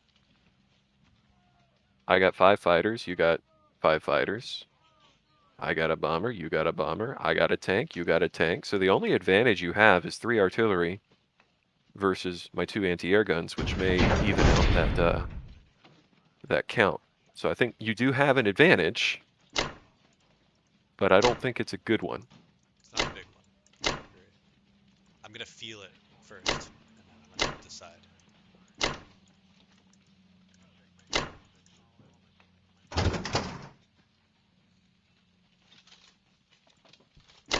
If you're taking a transport, it's going to tell you it's implausible no matter what you do. I'm not looking at that calculator, and I'm not gonna. I'm just gonna take a look at the You don't look at the numbers. end-game calculation? I do. I do in my rank games. Yeah, it's just like I've caught it way too often, being incorrect. I mean, a formal out-of-game calculator is going to tell you, oh yeah, you got 80% chance to win. Yes.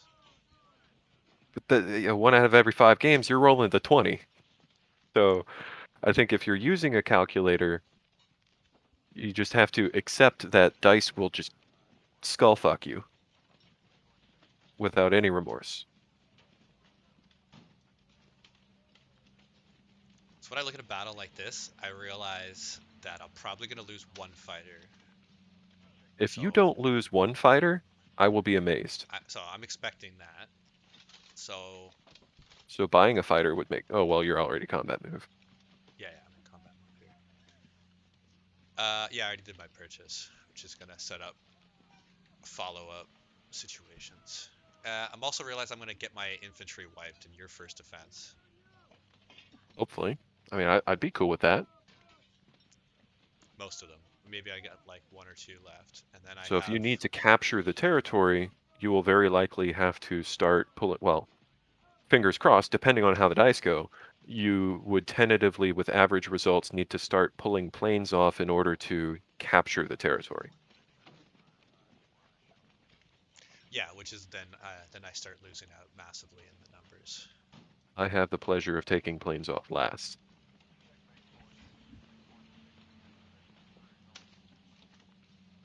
You also don't know what my defense profile is. For all you know, I could be taking off my bomber first, which gets me a little bit more advantage. It does, but then it also gives me an opportunity to pull after my first hit and just take that bomber and say it's a win, and then just puff up my Well, chest and say I won I'll the lose a Battle of bomber for India. 6 free shots against your air units. I'll take that. Yeah, yeah. Actually, that's pretty even, right? Yeah. Yeah. Because I would take a fighter, right? Your odds are to hit 1 fighter. So right. So The average expected result is that I hit 1. Yes. I could hit 0. I could hit 6. The fact that I'm able to hit 6 is what makes my butthole clench. Yeah, but you know, I'm a former poker player. Like I'm really comfortable with risk reward, and you know those things happen. We need something to keep this game even, so go for it. I know. See, it wouldn't be. See, I wouldn't even be able to hold it that long. But I think if you're gonna go ahead and you're gonna jam up India with Russian troops, I think you're not gonna do that because everything's gonna get stacked into West Russia, and Moscow's gonna be threatened. So I don't think you're gonna do that. I think you're just doing a lot of big talk. I think you're trying to goad me.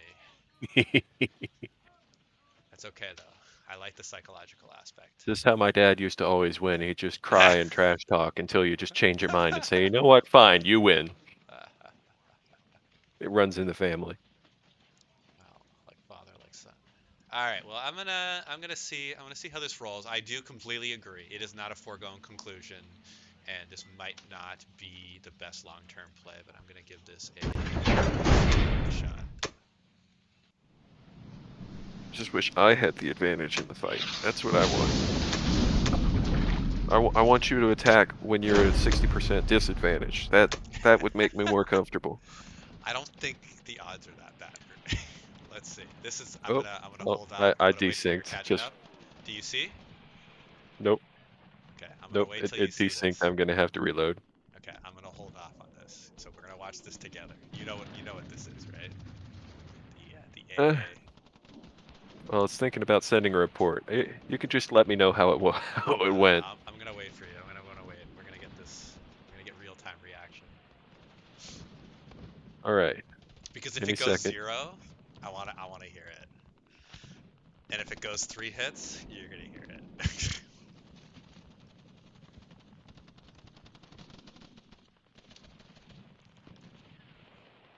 All right. All We right. are here. You're here. 1 hit. Come All right. on. Very Well, that's standard. exactly Very as expected. That's Dice gotta work literally out. the average expected result. You got great Yeah. hits. Pretty decent, right?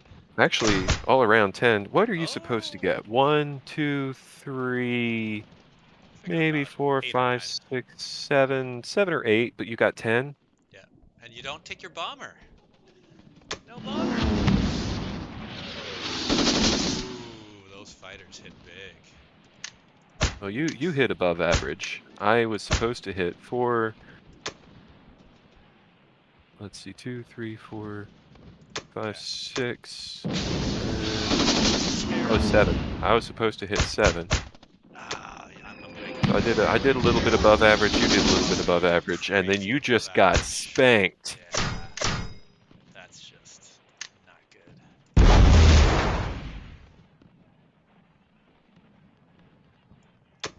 Well, there you go. You're back in it. That was a high-risk battle for sure, so I'm not that surprised, but it is relieving to know that there is a God. If you go to church tomorrow, I'll be satisfied. You know? I'll count that up, especially if you haven't gone for a while. How many planes did I tag? You got one of them from AA and then one of them at the end. One of them from spillover? Oh yeah, Whew, yeah, that's a relief. That went well. I feel okay yeah. now. Man, I could fill up my water cup. Go ahead. Take a Nah, I bite. won't. Dang Taking it. one carrier out. Don't leave your transports in a dead zone. Oh, they haven't moved yet. No, they haven't moved. I'm gonna move them back to the Sea of Japan.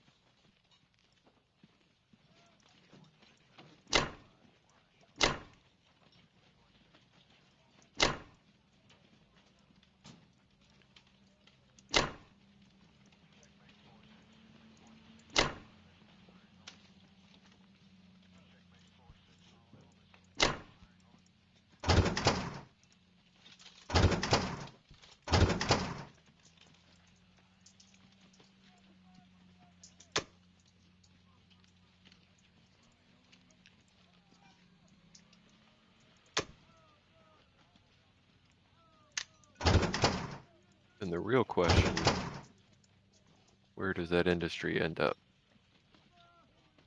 Because you can put them on East Indies now. Yeah, I'm You gonna only do got one transport that's able to pull from there. I'm gonna do East Indies. That's So fine. you'll have to buy another transport or Which I two. did.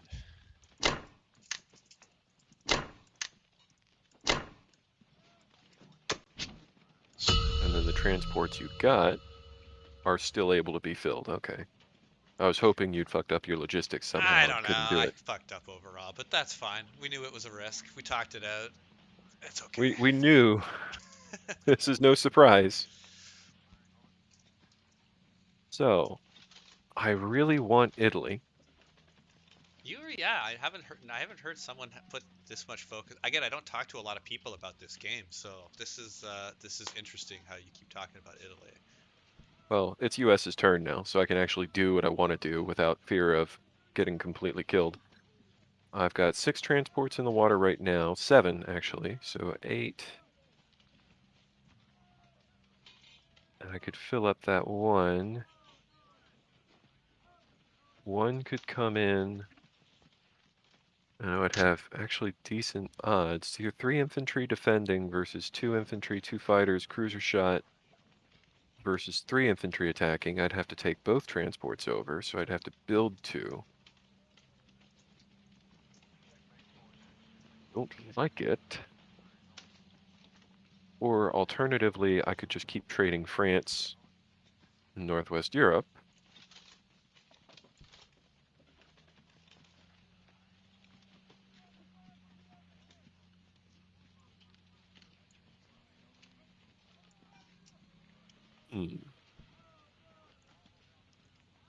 And then things feel a little looser and freer down on India now. I feel like I've got Oh a yeah, turn it's to completely breathe different. and move my planes around. I have some follow up though, right? Like, you know, Alternatively, it'll be okay, I got a better idea. interesting part. I got a better idea now. I am not going to be attacking Italy this turn. That should make you feel better. Not really, because you're gonna do something else. You're gonna say something else, and I might feel I am worse. going to do something else. Well, I mean, that's a given. Oh, but I gotta figure out what to buy. This is the hardest part of playing allies is making sure you don't fuck up the logistics of your Oh transports. sure. So my plan right now is I'm going to take one transport from 13 over to 15, and I'm going to drop 1 infantry and take Southern Europe. The other 2 infantry on Morocco, I'm going to take Algeria. Meanwhile, 1, 2, 3, I can take 2 fighters and my bomber to finally clear out your battleship and transport so that they don't get another turn of moving around. But if I'm blocking C-Zone 15, I don't have to go out of my way to take out your battleship because there's nothing he can actually transport until you clear my C-Zone. Because you have 2 fighters in Karelia, 1, 2, 3, you can't actually move to take C-Zone 15 unless you build a carrier, which would allow you to bring 3 fighters and a battleship, but I would have 2 fighters, 2 destroyers, a carrier, and a cruiser on defense, and that's just not... I'm not running a calculator, but I don't think that looks great for you. No, it doesn't. Um, It doesn't. so if I'm blocking C-Zone 15, I really don't have to go out of my way to send any fighters to try and take that, which means my fighters are open. So I can take my transport from C-Zone 12 to 14 or 8 and take France with 2 fighters, and then those 2 fighters can land on C-Zone 15. So I have 1 transport, 1 transport, 3 transports are going back to C-Zone 10, and they'll be able to pick some stuff up. Now, 2 transports worth of shit are coming off right now because C-Zone 11 is going to 23, and so that's 1, 2, 3, 4, then I have 6, so I do have enough units now. So right now I need to build units to fill 2 transports plus whatever I build, plus 1 more. So I need 3 transports worth of units, plus filling whatever I build. So we'll build 2 transports and carry on with ground pressure. Sorry. No, That probably makes very little sense. no. I'll especially about where you're going to end up focusing your drops is pretty it's pretty important here.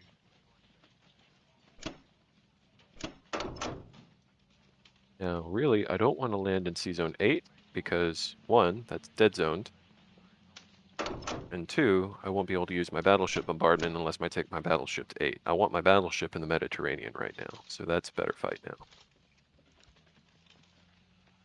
And my fighter in India is currently non-committed. I don't think it needs to be anywhere right this moment. It's kind of a free country.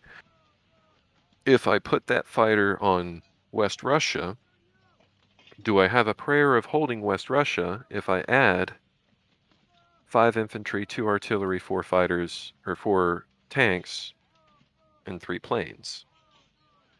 I think the answer is actually yeah.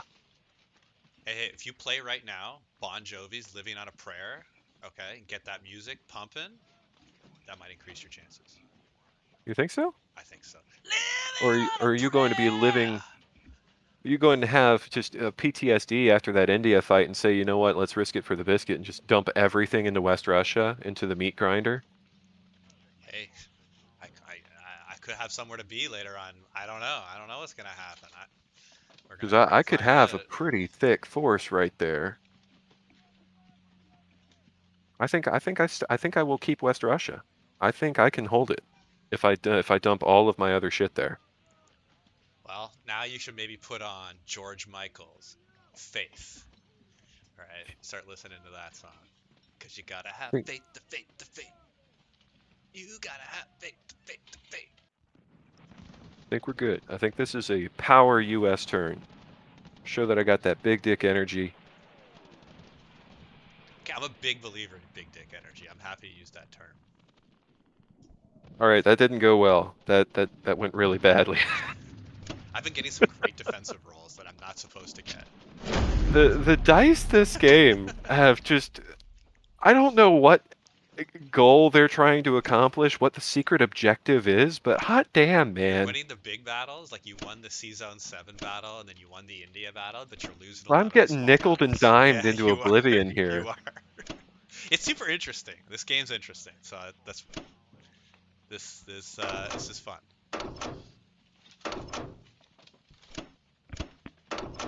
I want to go there, but if I do that, then I got 2 dead transports next turn. Which I'm Or realizing no. that was my mistake as Japan. I should have built up an extra turn and left my transports in C Zone 61 so that they weren't dead. I should have done that. You screwed me. So I Yeah, realized that was my error.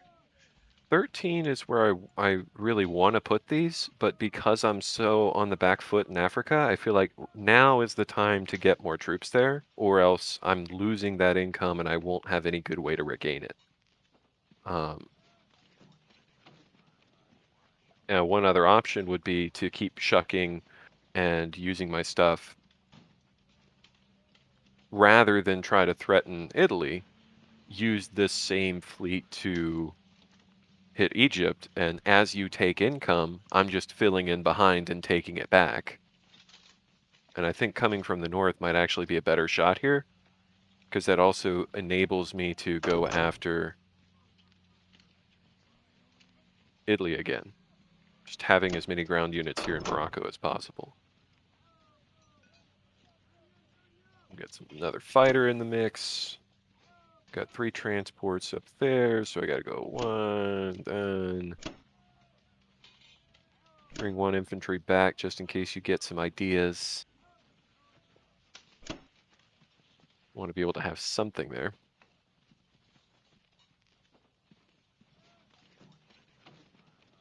Yeah. Yeah!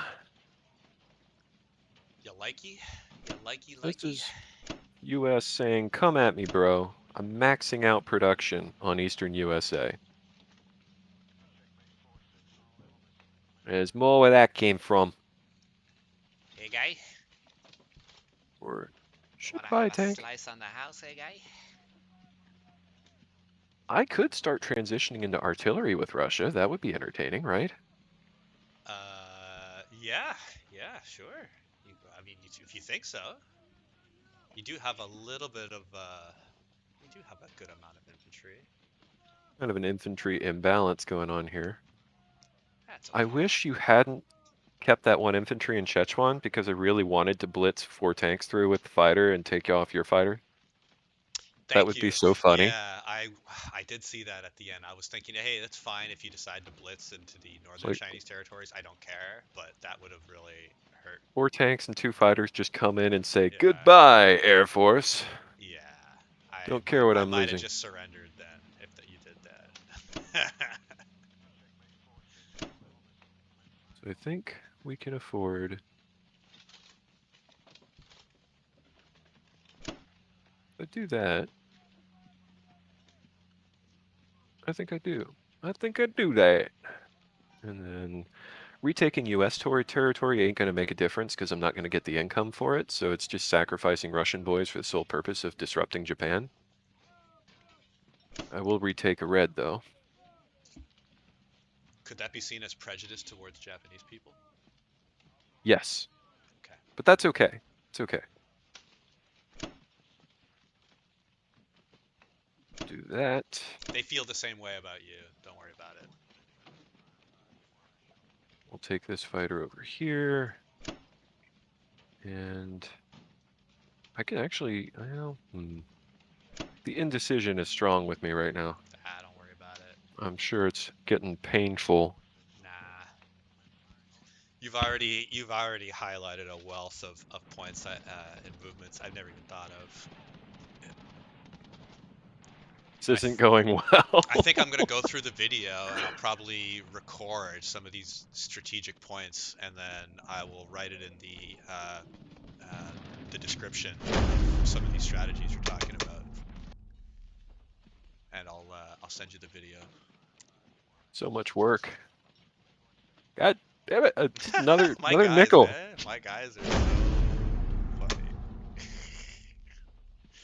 Ukraine just doesn't want to go into Russian hands. This is very topical this right now. Isn't it? Ukraine has just been such a beast. Oh, I'm loving this.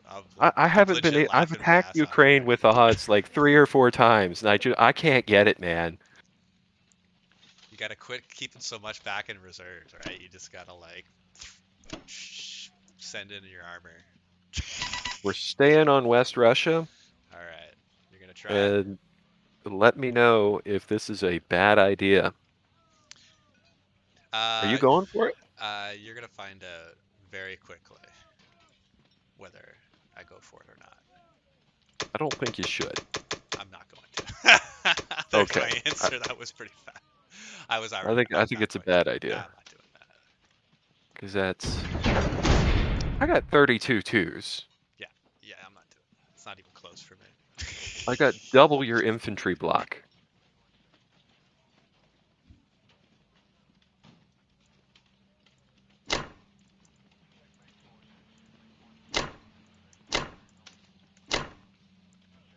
I hear things moving, but I don't see them. Oh, there. Africa, right. That still exists. Yeah, I know. It's so inconsequential, right? Who cares about Africa?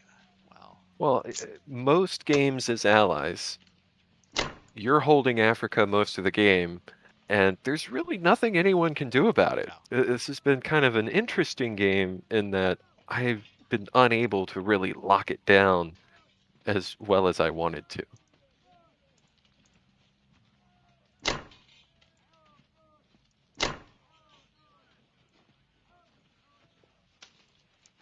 Yeah, just taking onesie twosies like Southern Europe, Italy, it forces Germany to divert air and infantry south.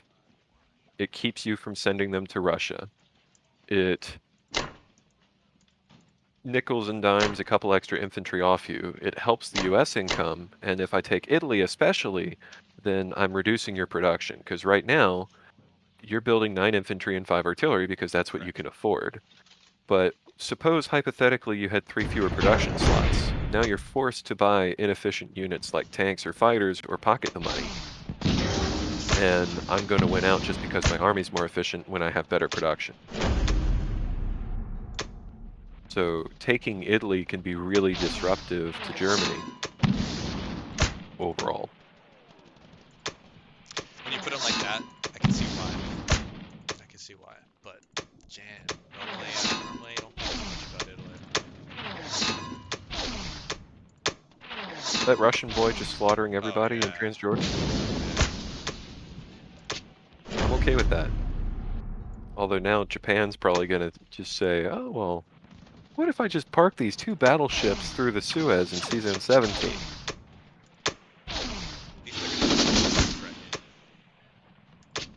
I think that I don't know if that would end well.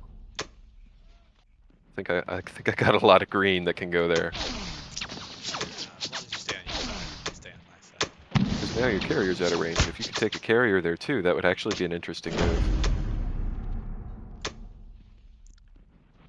I sent him back for defensive purposes. What are you defending against? I was thinking the bomber. I didn't count it out though. I just sent them out. Oh yeah, you're right. The UK bomber, 1, 2, 3, 4, 5, 6 can reach there. You know, shit, bomber against 2 carriers. That's worth considering. Take a look. Maybe you do it. In hindsight, I could have taken the US bomber there too. Send the US bomber, take out 1 carrier. Send the UK bomber, take out the other carrier and all 4 transports. Wouldn't that be sweet? Oh yeah. I didn't think about it though. I would have nerd raged.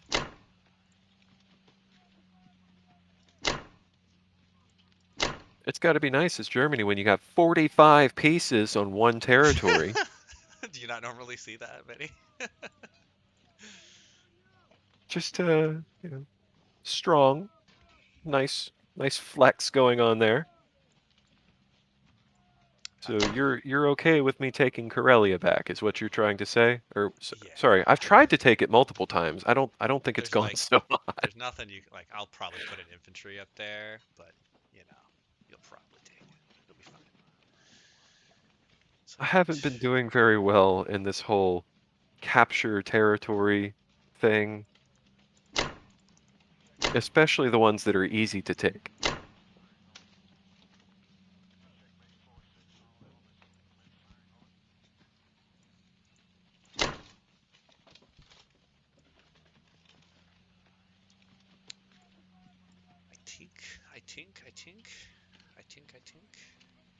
I think you're losing France, Karelia. Yeah, but I'm letting you, so I feel better with that. You got to watch out. That's 3 victory cities that I can take. So I can take Karelia, France, Italy. That would put me at 9. I don't have Philippines, so you're safe for now.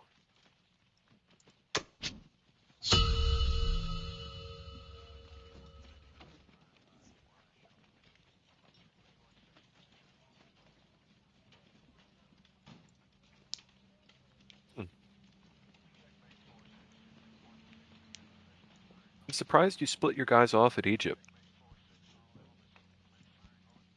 Yeah, so I'm thinking that Because what you've just done is you've just given me Africa back.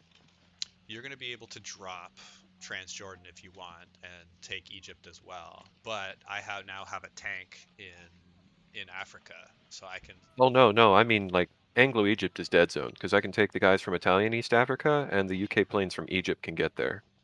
So I'm going to use UK, wipe out that tank, and I get all of Africa back. If you had taken all those guys and gone straight south, US can't drop any of them, and UK is unable to counterattack. Yeah, you're right. I didn't know the fighters. I didn't think the fighters from India would be able to do that.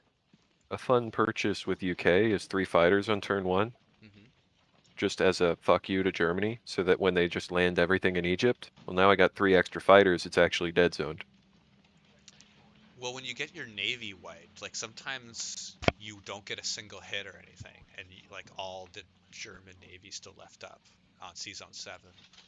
Like that could be a time to triple fighter.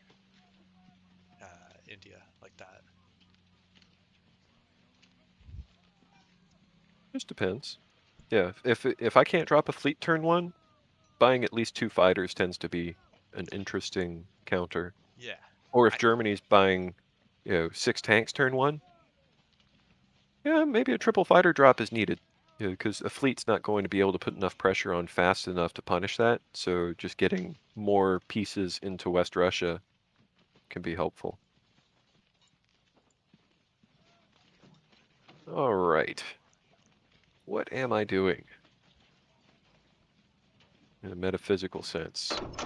Your fighters are all over the board. So I feel like I got a little bit of freedom to do whatever I want with my stuff. So I think the easier decision. So when you shout freedom, do you think of yourself as Mel Gibson in Braveheart? Nah. Or are you like more of a trucker convoy type freedom, or are you more of a, you know, friggin' World War II, like, I freedom, don't usually you're the find myself Soviets? shouting freedom. I mean, it's not really a shoutable word. Freedom? Free I don't. bird, maybe? I don't know. If you're at a concert, I mean, if your freedoms are being, being taken away, like shouting freedom, it does like kind of ring off the tongue. I could suicide my UK tank and a fighter to try and take Transjordan to block the strait and give me a better angle for retaking Egypt without sending any US guys.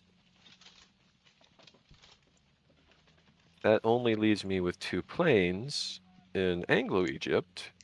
No, we'll take the easy fight.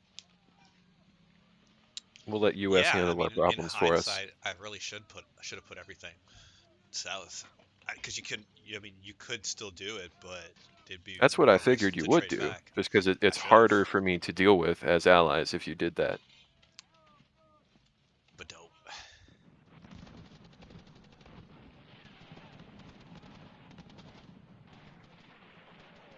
Wow, I fully expect to hit with every charge. Your lone infantry on defense have been massacring me. They have, I know. I I'm tempted to just go back and be like, how many was that really? Way too Okay, we got a miss. Write that one down. many. We got a clean 1 infantry cap. I'll record the date. Okay. All right. Pencil it in. Next Thursday at 5, we'll do it again.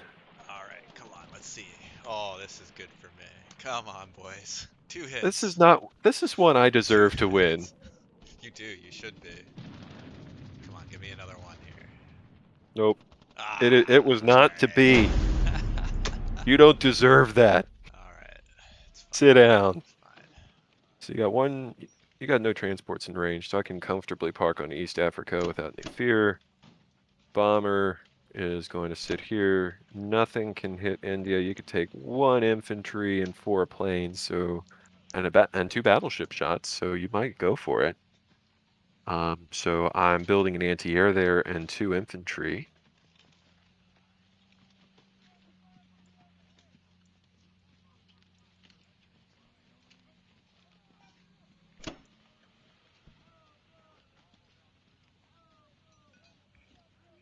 One, two, three. We're gonna do that, even though it's arguably a bad idea, so that if you feel like you're gonna go for it and take India and potentially sacrifice a bunch of planes to do it, then I am able to retake it very easily, because I'll have a ground unit and 2 fighters. As someone who plays Japan, I mean, I play both Axis and Allies. When you take India as Japan, and you're thinking you're like all tough shit, and then you don't win the game because the Allies would have retreated, and then they win the game another way, like dropping like Germany, like they're going kill Germany first. It's very frustrating. I mean, because whenever I'm Japan and I take India, I expect to win the game. for some I reason. think it's natural that Japan will take India eventually.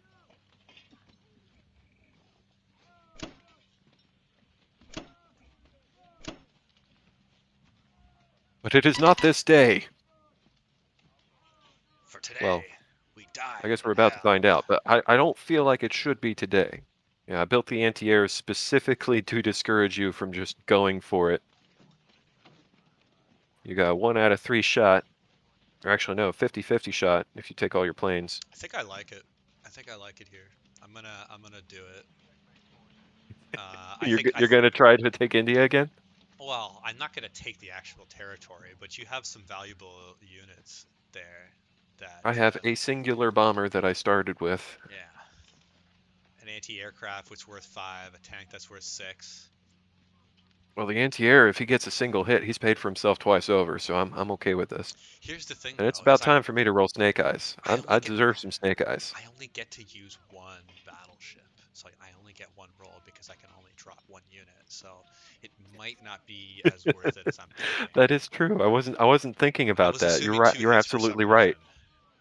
Okay, this changes the math a little bit. I don't like it as much. You're doing math. Yeah.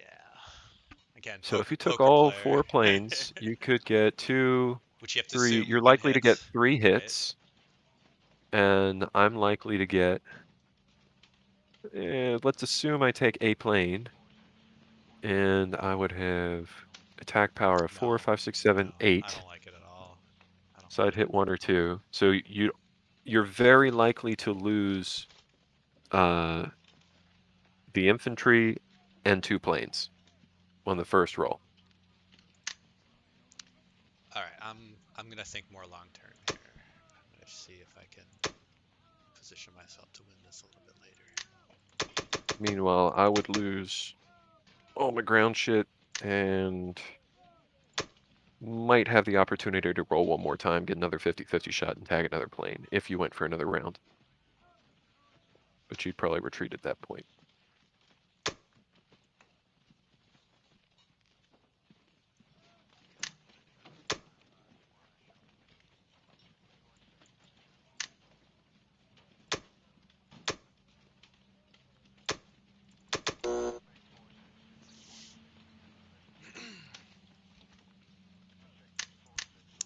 Just looking at what to do my buy here. I was thinking of building another transport, but I don't think I need one.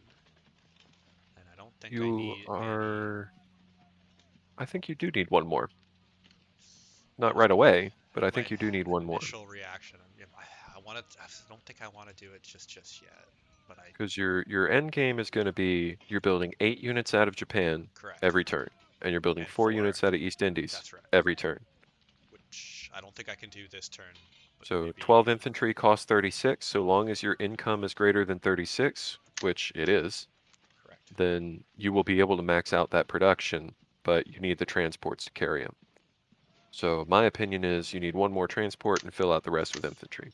I'm thinking of doing it next turn though, and not this turn. My initial reaction was to build it one this turn, but Because you won't, if you put 4 ground units on East Indies, you can't transport them off right now. So there's no sense in building 4 ground units on it. mhm.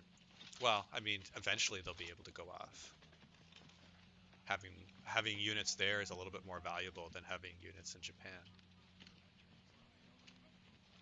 Well, when you got 4 transports on Japan and 1 on East Indies, I would disagree. Because your Japan ones can move, and they can go to all the same places that the East Indies one would be able to, minus India.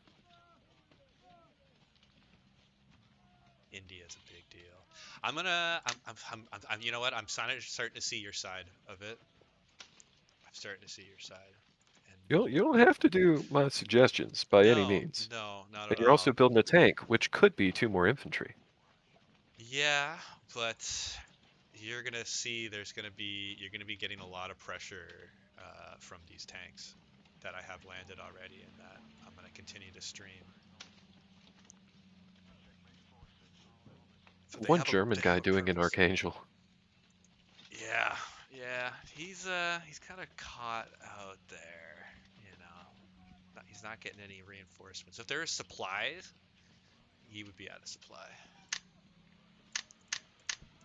Okay, I'm gonna do this. I think you were right. I think you're right. I'll just leave it at that. That's a phrase I do love to hear. I will admit it. I can't admit it. Oh man. Yeah.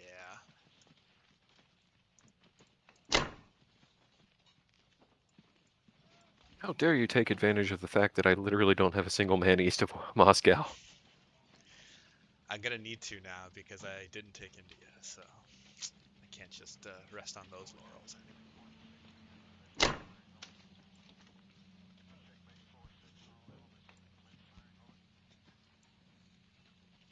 I'm actually gonna do I think something else. Germany is losing its ability to be offensive. We shall see.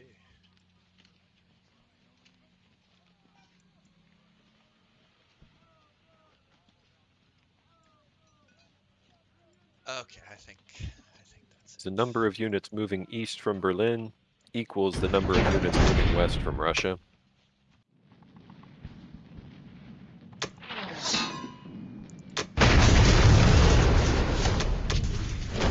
Lose your bomber? No, the next worst thing. You rolled a 1. Yeah.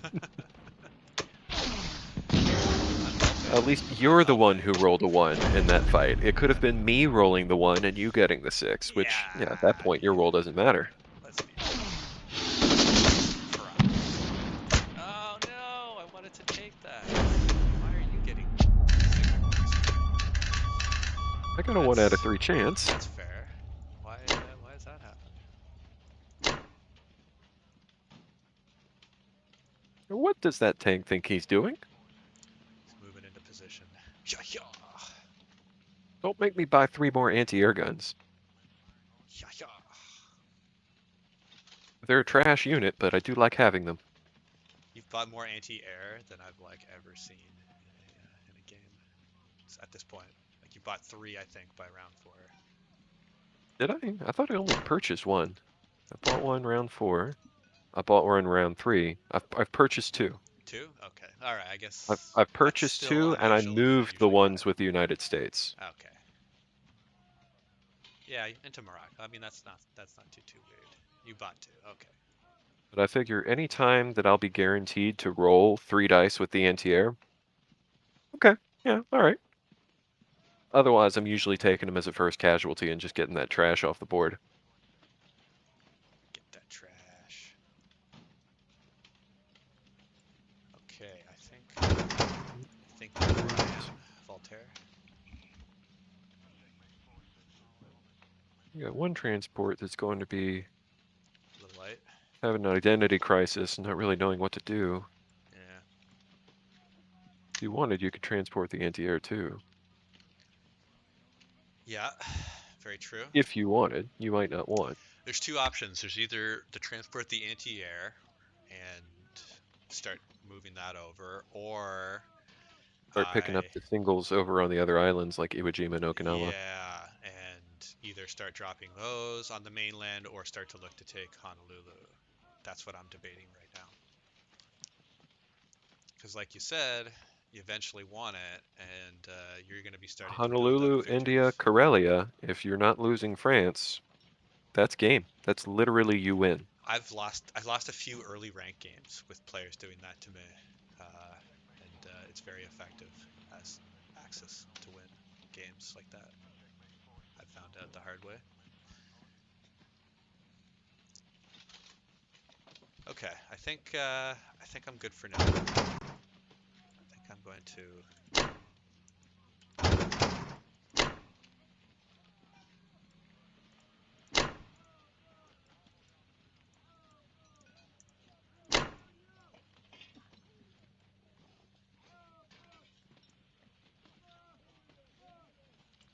1, 2, 3, 4, 5, 6, 5, 6. Damn. Oh well.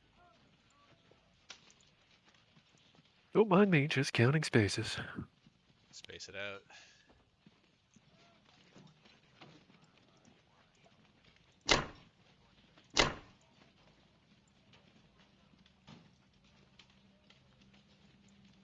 Yeah, that works out. You know, little bit of column A, a little bit of column B.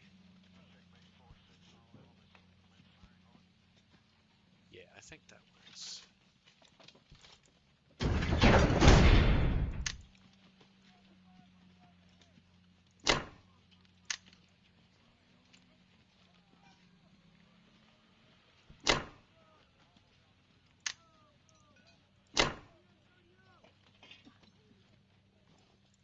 He's making like he's gonna go for India again. I gotta go for something, right? Can't just play on the back foot the whole time. I feel like I might not be able to hold it again. I could take 1, 2, 3, 4. I could drop 3 United States fighters on it with a Make you bomber. feel better, right? At least. I mean, if I think realistically, what can you bring? I You bring the got meat. 8 twos, no problem. Plus 2 more infantry, I 1 was more really infantry. juvenile. I'd be bringing some sort of mom joke right now, but I've graduated. Once you hit your 30s, you kind of like move past the mom jokes. It's a level of Because you maturity. realize that everyone's already had your mom and she's no longer interesting. Oh, Shiza! Nice.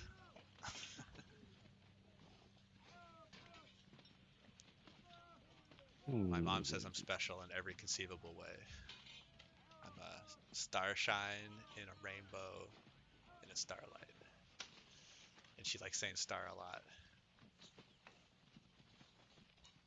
I don't know if I can hold. What if I put, maybe if I put Russian fighters there too, I could cuck you?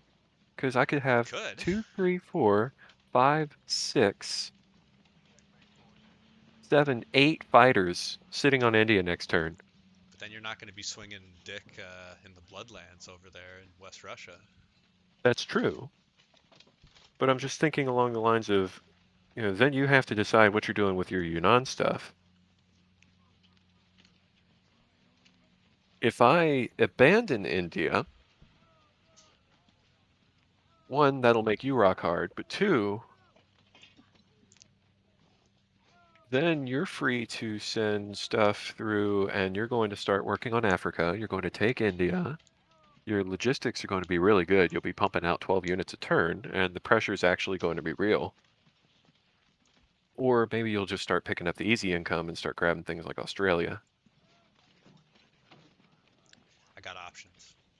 You got options. I don't like you having options. I want you to feel boned and hopeless. That's what I want. I'm not I, getting I, that. I understand that. I'm actually pretty happy that that hasn't happened yet. I was expecting this game to be over at this point. So we need to get 6 ground units, no problem. And probably need to keep stepping up my transport game, honestly. I'm a big fan of transports. I love transports. I don't like building too many of them, but I like transports. 1, 2, 3. So I could do that. Sorry, I'm just thinking I could move. I should use real words so this actually adds something of substance. I can take a battleship to Sea Zone 8. I can take 1 transport from Sea Zone 10, drop off 2 infantry on France, and the battleship just covers me because I don't think you have enough power to dislodge my fleet right this second. I gotta be sure that my subs aren't set to submerge. They are. Let's change that. So now I feel really safe in Sea Zone 15. Meanwhile, 2 transports are definitely going to go after there, so I will have 1, 2, 3,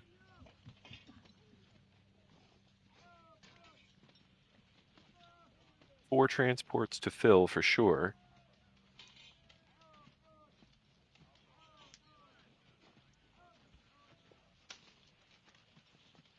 Is this the transport logistics? I will say again, it's the hardest part of playing United States. Definitely.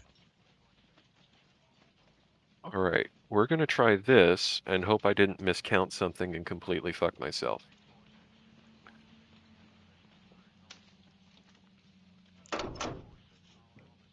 Gonna do that. And So question, why are you dropping 2 infantry in northwestern Europe and France instead of 1? because I don't want you to bring 1 infantry and a fighter and have any reasonable chance at retaking it. I Got want it. to be sure that Germany's wasting at least 3 infantry to guarantee that it has the ability to recapture that, because no matter what you bring, I'm taking it back. My sole goal right now is to force Germany to bleed off as much as it possibly can. That's interesting. That's interesting. Because And so I've been dropping single units to take them. so I don't mind being a little bit inefficient here. Yeah. Now, I don't want to jump my whole stack on France because then you're just going to kill all my units. But if I'm moving the transport already, and I have the extra ground units, I might as well just drop 2. You know, dropping 1 makes a lot more sense, but I'm trying to encourage you to trade more. That should be pretty good. And I don't have to deal with that battleship. Your battleship is as useless as it can possibly be right now It's so useless. without me losing anything to get rid of it. So I feel pretty safe. I have it. I mean, that is a fact. It's That there. It's gray. But once you get a U.S. fleet in the Mediterranean, yeah. Germany just can't get any use out of it anymore. So I normally kill as it, much but fun as like, it is to go after that battleship but and you're knock right. it out, it really isn't a game ender. You're right. It actually doesn't matter in the least.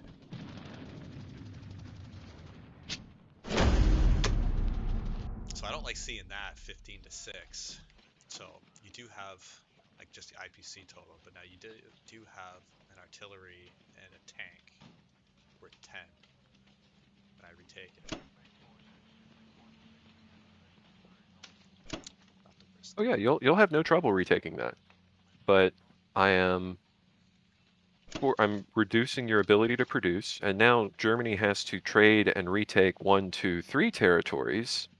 Correct. And if you wanted to recapture Ukraine, 4 territories, I'm just trying to take as much as possible to force you to spread yourself thin, trade units, and just not have anything to defend Berlin here in 4 or 5 turns.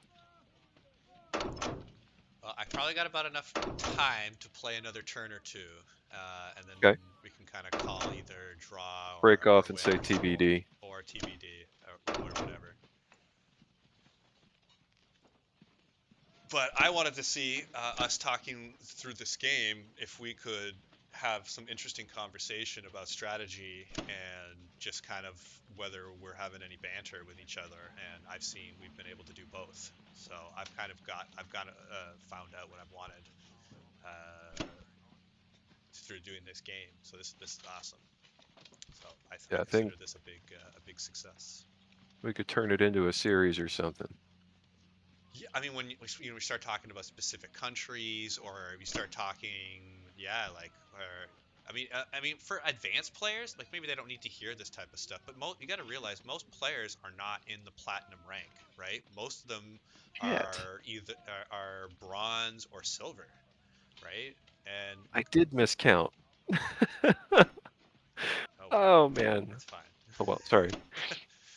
But a lot of the strategy tips that we're talking about, like beginner and intermediate strategy, probably has the most people interested in it. And then, I mean, you can kind of speak a little bit more to advanced strategy, but really, a lot of the people that are interested in advanced strategy, they kind of already know it, and it's already such a small subset of the community. I'm just cleaning up a little bit here with Russia. Oh, you're not going to leave Archangel, so I can take Volga, Volga, If that's what you want, I can do that Volga. as a favor to you, Nah, you can take it. It's fine. as a consolation I prize. do fully expect for you to lose this Ukraine battle, though. Even though I know I said you Expectation shouldn't. versus reality. I Just need from to just temper on those past battles, expectations. okay, Ukraine. Oh no, I've desynced or I got an error. It's okay. Go through it and I'll see what it I is. took Ukraine. And you didn't even hit me. Oh, so they can hold out for a little while, but eventually the Since power we're of the both using tanks. fast dice, I think we have a greater likelihood to desync every time we try to spectate. Got it. So I am just dumping everything I possibly can into West Russia, putting a single token infantry all around, and calling it quits there. This game is we're gonna have a really good idea in the next turn or two how this game is gonna shake out. I think we're gonna know. We're gonna smell it.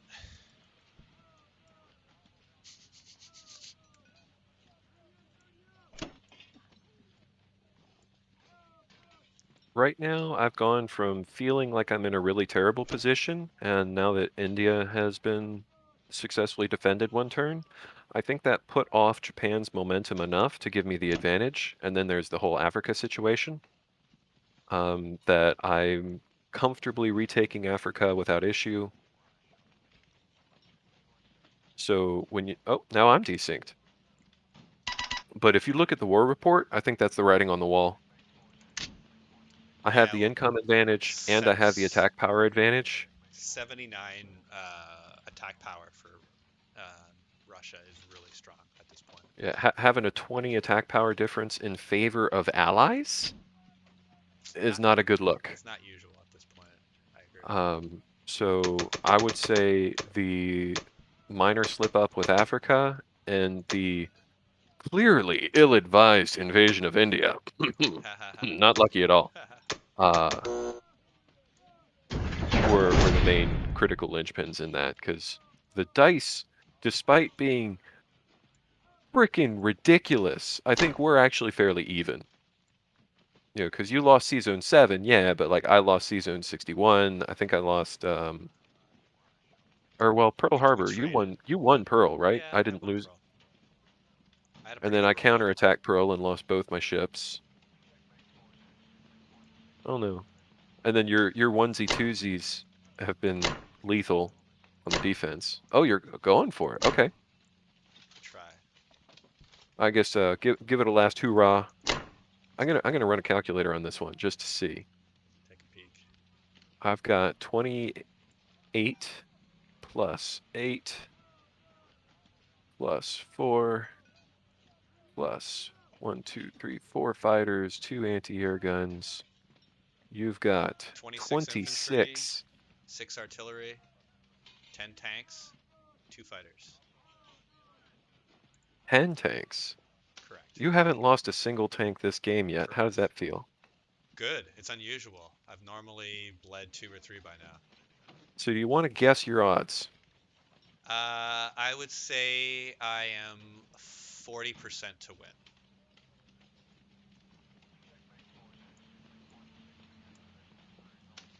You want me to tell you? Yeah. I mean, I have a You calculator. are I could bring one up as well, you but are I trust you. 11% to win. Yikes. All right. I'm not going to do that then. I mean, you're 60% to win. Oh, You should go for it. well then I was right. Okay. What are you talking about? You're screw. I like that. You're funny. I like that. All right. This is good. You got a sense of humor as well. I think we can make You- some good jokes. I think we can have a good little a little back and forth here that the community might find interesting and enjoyable. I think so. But that is a overall very hopeless fight, because even if you win, you lose whatever's left over, and I might not finish it. I might pull it back yeah. and then reinforce with the troops in Poland, and then the next hit will be my big hit. Well, if the first roll goes south, even if you reinforce, you might still lose everything, but we'll find out. Yeah.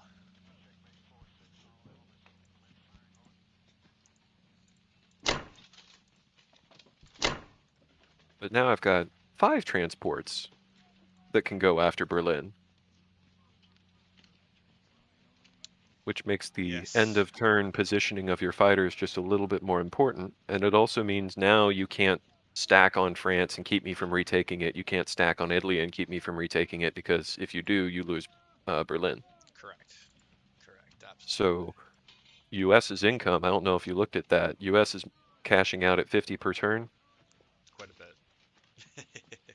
and that ain't going down anytime soon because I'm going to keep taking France. I'm going to keep taking Italy. Now that I've got even more transports, I'm going to start taking Southern Europe with it, and you're just not going to have the manpower or the fighter support to trade back. That looks like the long and short of it. That's the Medshuck in a nutshell. It's just me being here Shuck it. is it's shucked up, man. All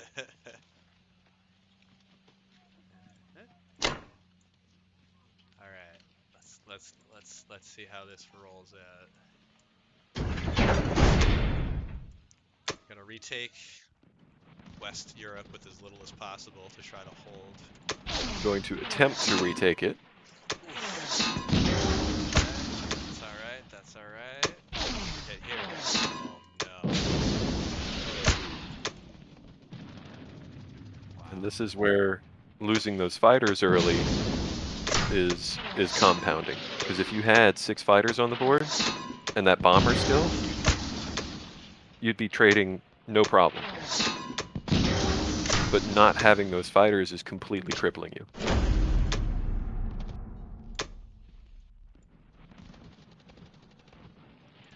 All right. Anti-air. No hits. Yeah. Alright, 12.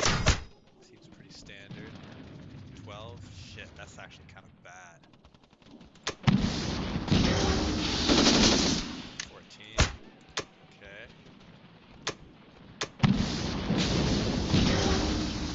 There. This is a better hit for me. I hit 12 on my I mean, second. getting 12 even after losing 14 pieces. Yeah, so this was much better for me. So let's see your defense. Pretty strong. Pretty decent overall. Yeah, I've got a lot of pieces though. Wow, you do. Like, I have 7. I have a shitload of infantry on West Russia. I don't know if you looked, but I did. just I have a tank advantage. You have an infantry advantage. infantry are just so much more efficient. Okay. So if I'm looking at this correctly, I have 6 infantry right now, and you're deciding whether or not to go for another roll. Correct. So we're tied on infantry. Falling back. I'll take the retreat. That was a remarkably even IPC value. One off. Which really means you came out ahead. That you had the better dice in that fight. At least when it's 90-10 in my favor, that's how I'm going to interpret that result.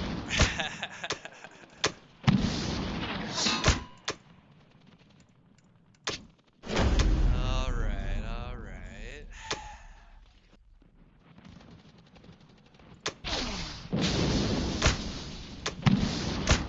The ping plus the fast dice, it's like just teleporting me from one battle to another, and I don't have an opportunity to actually see what happened. I can do a little bit slower going forward. No, it's fine. I'm just trying to get to the point where I can click unfollow. There we go. Normally I don't follow the player because I hate having my screen just ripped around without my consent.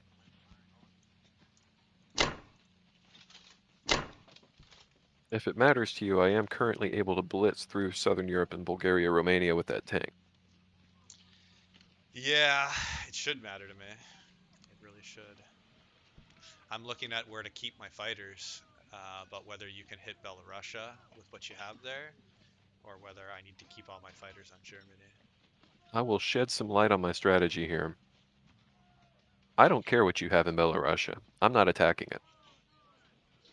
Russia's entire purpose is to just have a fat stack of infantry and not die. And I'm not going to risk losing my entire Russian army because so long as Russia takes almost no casualties, as soon as Germany has traded enough that it actually has to fall back, I'm going to pivot the entire Russian army back to Moscow and smash Japan. So anything that compromises Russia's strength is not a move that I want to go for, even if it's for profit, because then I risk losing Moscow to Japan later. And I'd prefer to hold that to the end of the game.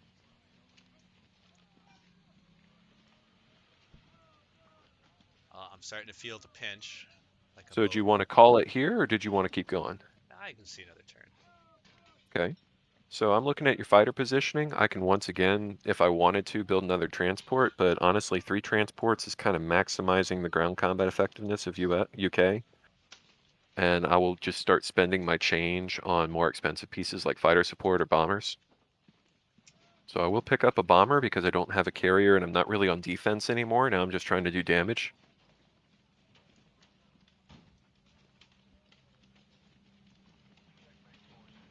And got a couple of choices here, but I want to once again pull as many gray boys off the board as I can. Hopefully as cost effectively as I can. Can't bring my fighter from West Russia. I think I am going to abandon India, which is shameful, but oh, speaking of which, I really should have built a destroyer so that I can block you from going to Egypt. Yeah, I was hoping you weren't gonna do But I that. didn't because I was irresponsible. So you got that going for you. I wasn't thinking about it. I was just playing quickly.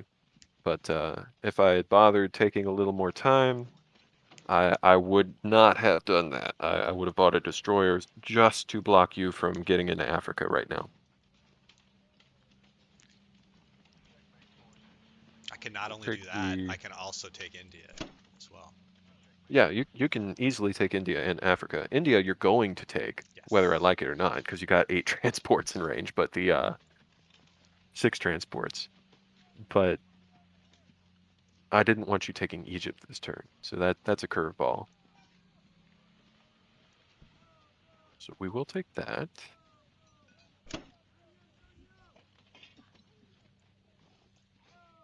So I was looking at my tournament bracket, and there's 2 players who are pretty good, who are like gold plat players. Mhm. So The general theme of the tournament brackets, I seeded the groups the exact same as if it was a bracket. So number 1 goes with number 58. Number 2 goes with number 57. and how do you rank? Like you based, what do you like? You just based on season I 6 gave everyone a seed rank based position? off of their in-game rank. So if they had a all-time best that they were like platinum 40, Yeah, then okay, then I'm just going to rank them platinum 40 and just put them in numerical order by tier and number of their rank, and then just arbitrarily 1, 2, 3, 4, 5, 6, 7, 8, 9, got it. depending on what their historical rank was.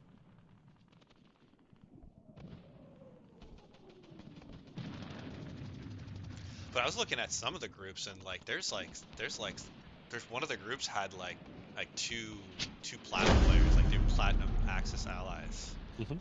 in Every season group 6. has got a top 10 in it, and most groups have a top 50 in it. And then there's a couple in the middle that, maybe there's a top 10 and like 2 very high gold, like gold 1 through 10. But and then there's like that one wood player who joined that's like, "Oh, I'm sorry."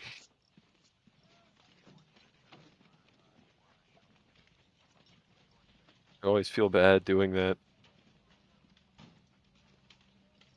I had nothing else to do with this UK sub, so I figured, I'll take care of this worry now, Yeah. just so to guarantee that that battleship gets no utility. Because he could, act as a damage sponge for your fighters, because now you have 4 fighters. And what I happened don't was like what that. you were precluding to earlier on is when Germany doesn't have industries to work with, right? And I only had 10 build capacity, so I built a fighter and maybe a few extra artillery that I really wanted to build, right? So I didn't have an optimal build there because you took Italy and Karelia. That's not what I wanted to do. Okay. Take him. And now what we're doing is just saying, or actually, no. We'll do it the other way. Because I had two ideas. I can stay on West Russia, or I can shift my West Russia stack to Karelia, because it's funny.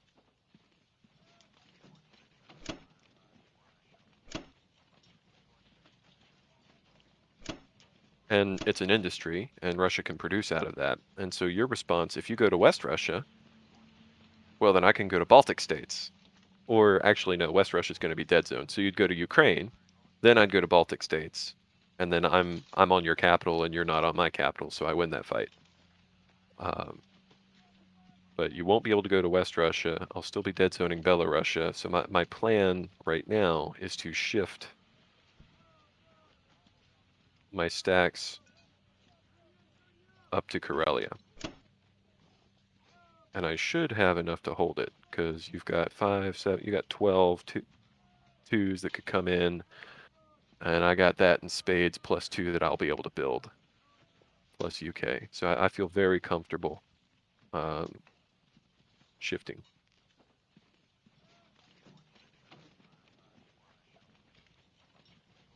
But given the choice, I'd rather keep my stack on the industry rather than on the not industry, all things being equal.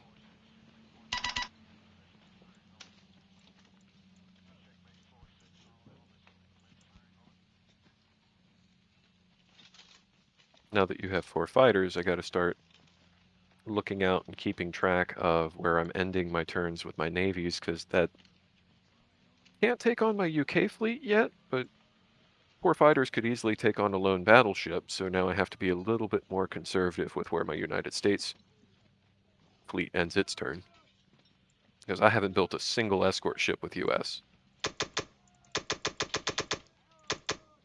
I think that carrier and battleship came from the Pacific. I don't know if I ever built one. Maybe I did. No, yeah, you killed Pearl Harbor, so you killed the carrier. I did.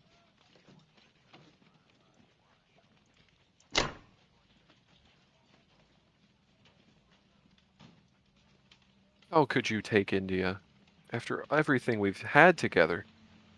Had a tumultuous relationship, that's for sure.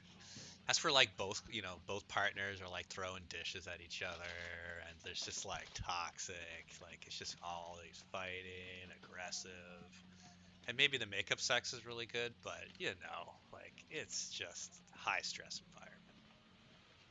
This is where if your transports were sitting on 36, you could take that entire coastline in the Arabic states all at once.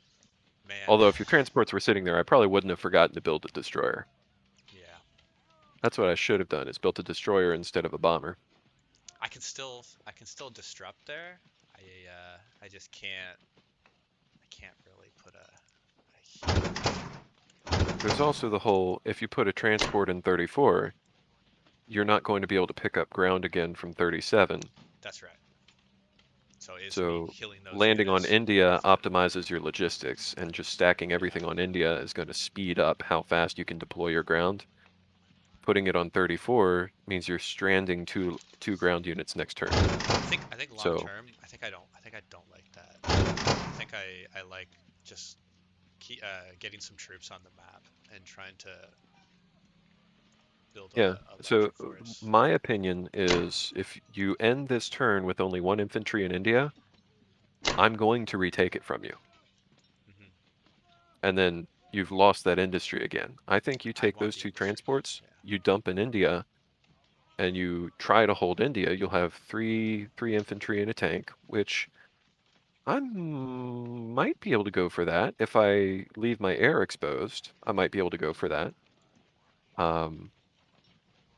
And then you just keep ferrying as much ground units over as possible, and that you just maximize how much ground you're pumping into Asia. Probably take a couple from Yunnan south, but the rest just go to Sichuan to put more pressure on Russia.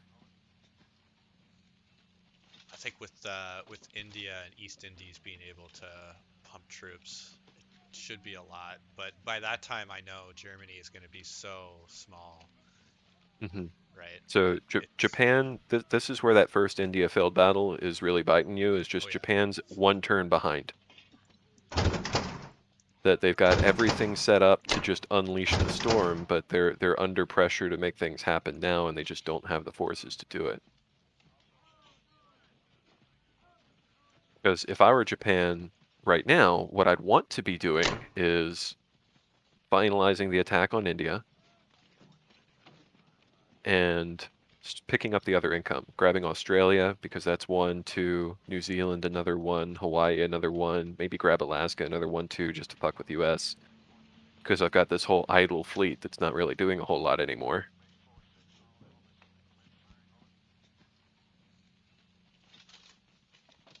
But Germany's had a bad day. A little bit, just a little bit. You know, not all the dates can be good. There's going to be some. Yeah, war report's Bug-outs. really ugly now after the German invasion of West Russia. All right, I think that.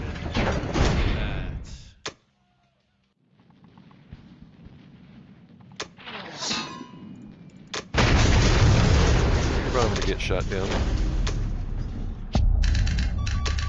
Picked up a 5. That's not bad. Russia's income is still okay. That's unfortunate. I always hate losing money with Russia, but should be able to survive that. I didn't know how much Russian stuff you'd try to take. I thought you'd try to pick off a lot of those ones.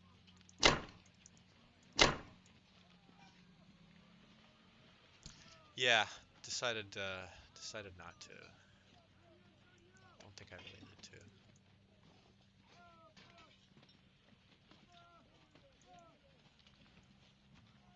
Just deciding where to keep my air.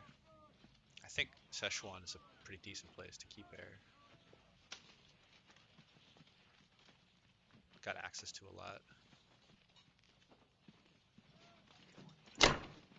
Something you got to be thinking about soon is trying to position your carriers such that, and 34 is a really good spot for them, such that you're able to, in one turn, get your planes to Berlin. Yeah, good point. Because they're gonna need. Because if it gets in a point where it looks like I'm going for it, and UK attacks first, and then UK is following behind, you want to be able to cuck that and say, no, have 4 more fighters on defense. Oh my god, I just fucking missed a transport. Ah man, that's me playing fast and not paying attention. Bugger. Yeah, it happens. C'est la vie. I think we have both made tactical errors this game.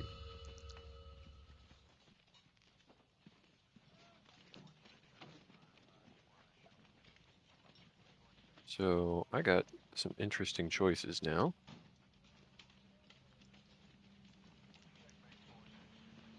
You don't have a bomber. How many transports do I have total? I've still got those two. Those go together. 2, 3, 4, 5. I'm a transport short. I don't think I'm like I don't see the real point in this scenario. But do you ever see the point of buying bombers as Germany later in the game to be able to pick off transports or Yes, take but not in out this scenario. Navy? Yeah, not here, not here. Yeah. The an ounce of prevention. Step 1 is don't lose your bomber. So as Germany, I almost never do strategic bombing just because what if he hits? Yeah. Disaster. So those are coming off. These are coming back. 2, 4, 8. God damn, sorry. 9, 10, 11, 12. 8, 1. So I got one extra set of dudes that I need to be able to transport that don't have a boat right now. So I build the transport. Then I got these two are coming back. Ugh, but they can come back here.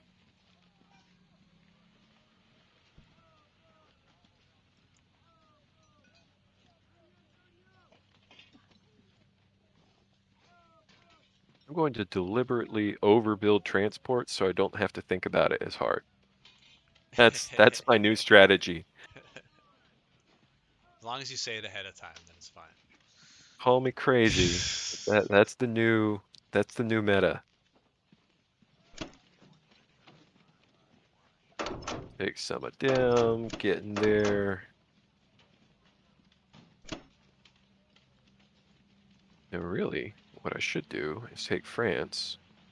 I need to keep trading that, but then I gotta split my fleet. And you got 4 fighters to play with. And I can take battleship, destroyer, battleship and 2 destroyers. Battleship, 1 destroyer, and the cruiser. Yeah, that's what I'll do. So I'll take you, come here.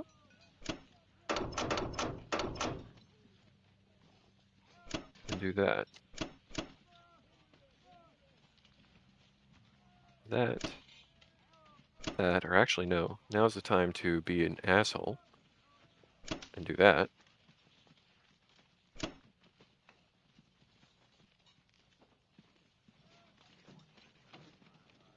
And this fighter's actually going to stay behind. And we'll suicide the tank instead. Sweet. US is making a lot happen.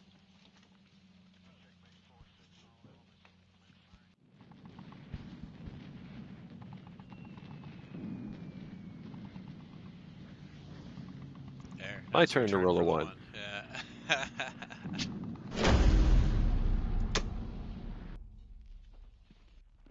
I'll have to start flexing the mass bomber strategy at some point.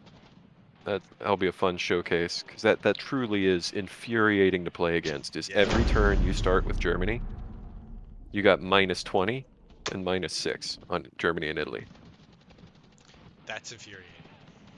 That's infuriating. And you have to spend 13 IPCs before you can build anything.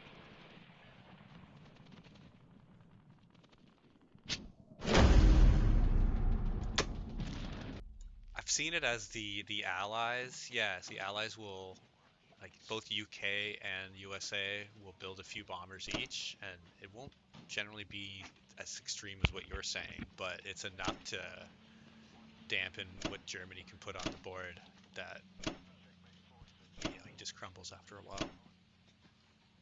Shifting my stacks to Karelia also gives me the added benefit of being able to keep shucking with US and UK and have a stable place to drop my excess ground that's not actively trading.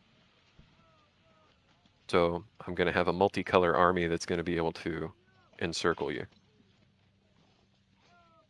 So you're not picky about like race in your army. You're just gonna take in anyone that could be like any color. Come on, go against the allies. We're fine. They Right? take all Just comers. exactly. You got a rifle. Here you go. Start marching. So I got 5. Is that correct? Oh, okay. But this is looking You're like I moving a lot actually of did units. count I can see correctly. that. Okay, that much is clear to me. I think I didn't actually mess up the counting, Okay.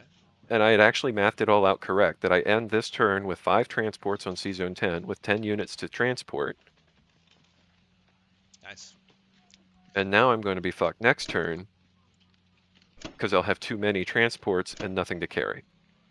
So I just fucked up my logistics because I thought it was too complicated. But I had it going really well. That was almost really cool.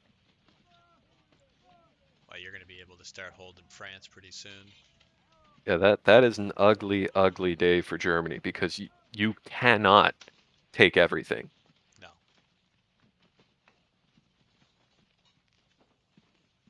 That is correct. I guess I should repair my industry just a little bit. And then we will actually go on a little raiding sortie here. All this attention on Ukraine. I really want to take Ukraine. I'm sorry. This is like It's just, sycophantic it's desire impulsive. coming from you. I don't get where this is coming from. Yeah, let's do that.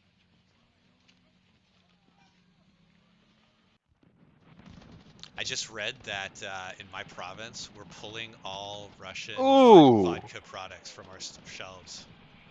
did you see those dice? Oh yeah, massive. Oh, It was this is both this is ways. all the previous Ukraine battles evening out right here. Pretty much, yeah. It's been paid in full.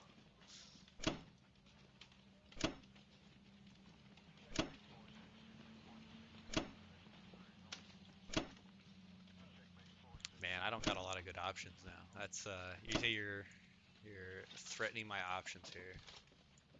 That's the idea. And actually,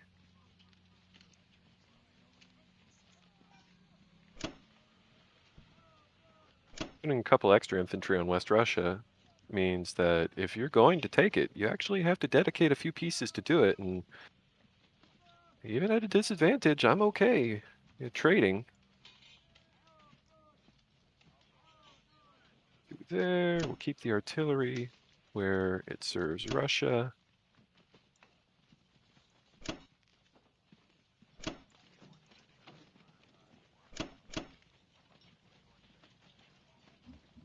And Russia always feels very comfortable when they can start using Karelia as a production center.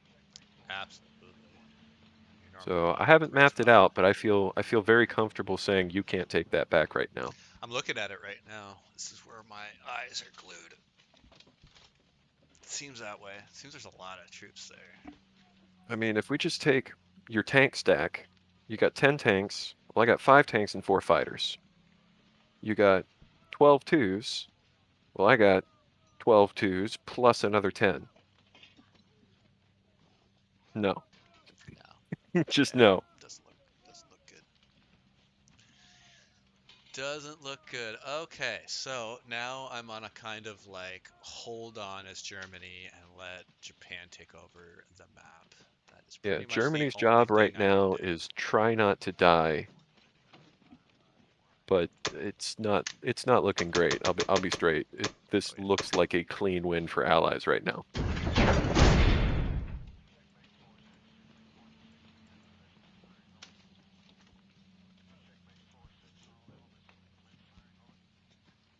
Okay, so I can take out that And Ukraine stack pretty easily. That's not the issue. you could. But if you do that, any units you send against it are still 2 turns away from your capital. And whatever you send there can get retaken pretty easily. I don't know if I So send it's enough. you're I don't know just if I in a send position enough. where no matter what you do, any battle is accelerating the allies' victory. Well, Because I do have I gotta put my I gotta put my tanks somewhere, and I would I like got to a use them. sizable army sitting on your capital right this minute. Oh yeah. But they're spread out enough that it's difficult to deal with them. You could potentially take on one of my fleets, but you'll lose all your planes doing it, and that I cripples the looked at that. defense. It doesn't look like a good option. I was Like looking at that. it's probably slightly better than a coin flip, but you only knock out 1 transport out of 10, and Germany just can't afford to lose its planes.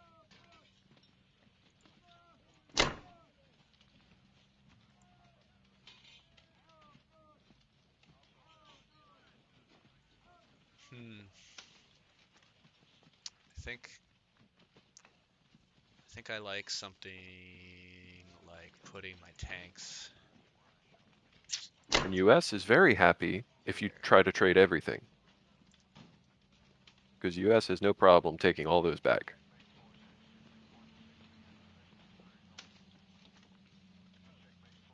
I think if I leave my tanks here, it keeps the Leningrad, Karelia army at bay Depends on temporarily. how many infantry you're leaving to support. You won't be able to That's land it. any fighters there. I'm happy to go in with my 12 UK ground troops, plus my 3 UK fighters, my UK bomber, and a battleship shot, and a cruiser shot.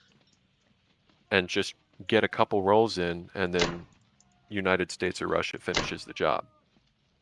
I think I do something like this,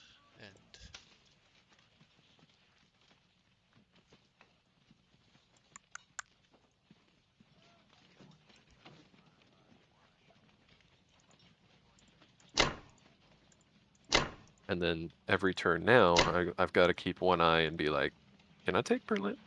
Is that something I can do yet? Yeah, it's only, if it's only 10 pieces there, 2 powers might be able to make something happen. yeah.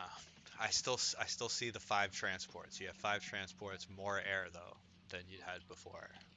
And all those planes that are in the Mediterranean can get there now.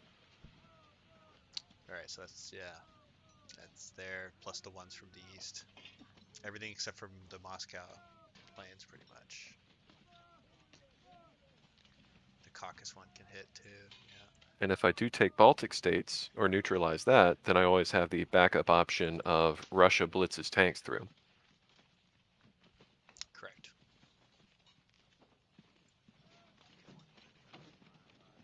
And usually, if Berlin falls, that's game. There's just no coming back. Oh yeah, for sure, for sure. I think I do something like that, and wish for all good things to happen to me.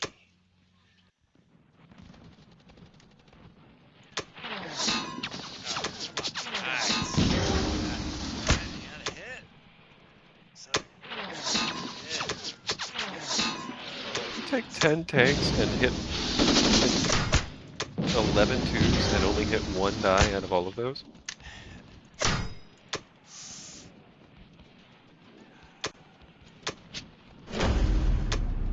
Just shaking out the bad rolls now. I better, because I can't afford to do anymore.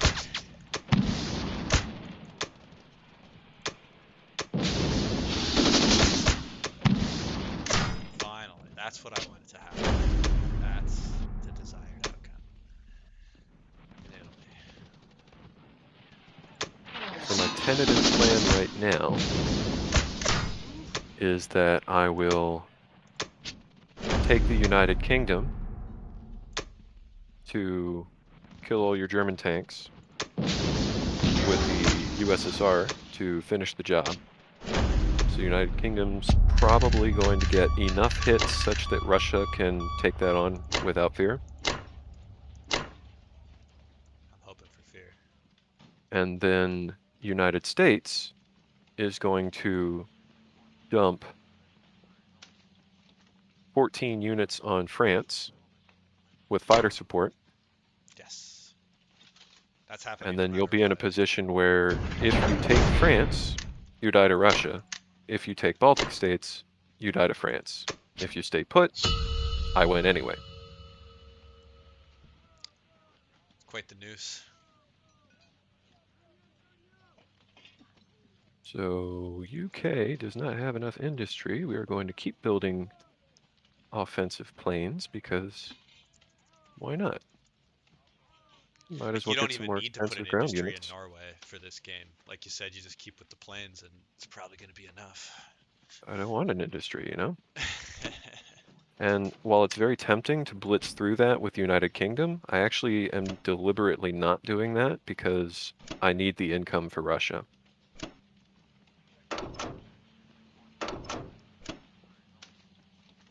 Every dollar that goes to Russia is worth more than a dollar in the United Kingdom's hands. It's a good general rule of thumb, yeah. I was considering going after India and taking all my planes after India just to disrupt Japan by a turn, but I think ultimately taking 1 turn away from Japan isn't going to win me this game.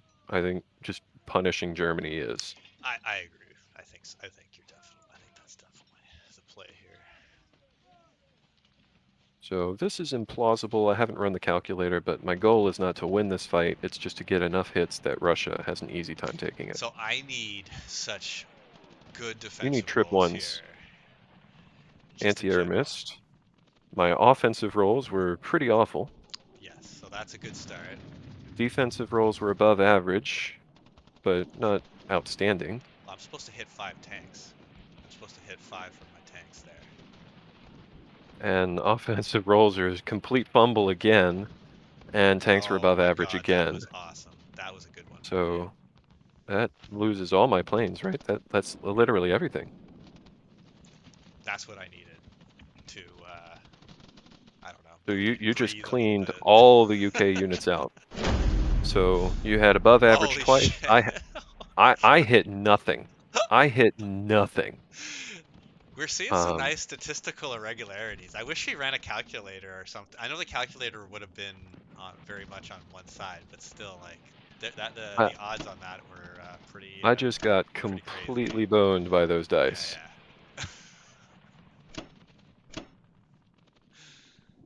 yeah. Okay, so I had a plan a minute ago.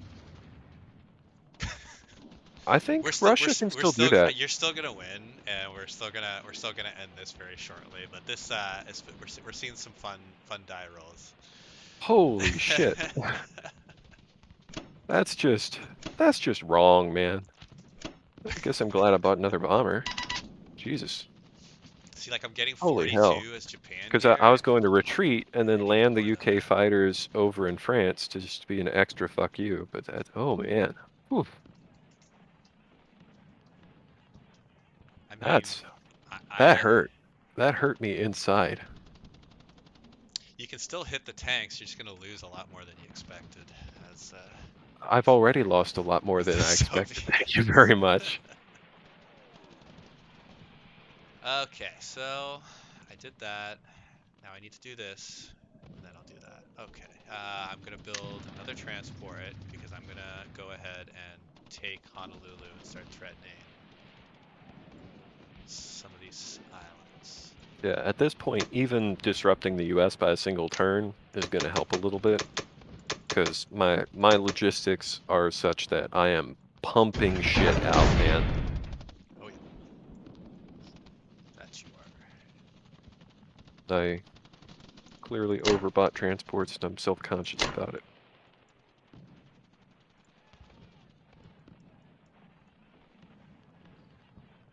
So, is it worth to do some sort of Egypt take here? I don't think so. I don't think so. I think I just get as many troops on the field as I can.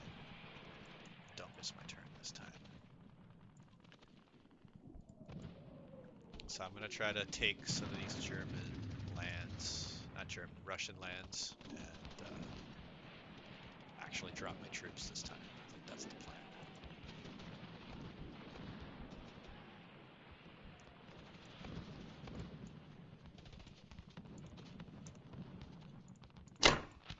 So for reference, I think we started shortly after 10.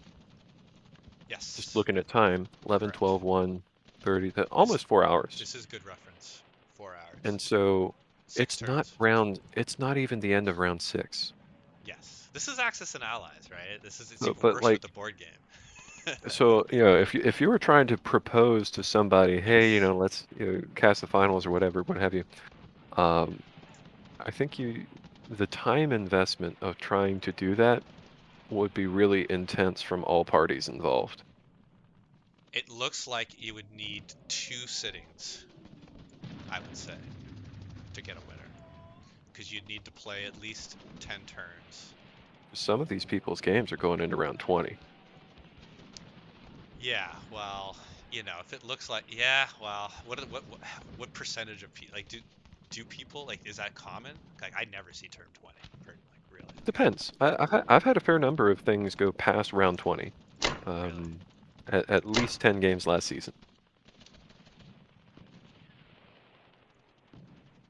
And it will be one of those things where, Germany is going to have odds on Russia in a couple turns, but they go ahead and go for it right now anyway because they're impatient and they get really bad dice on the 70% result. So Axis were winning and then they even the game out again. Yeah. It has to have a couple of swings turns, or they have to play so passive and no one taking any chances. I think my OBS encoder is completely overloaded.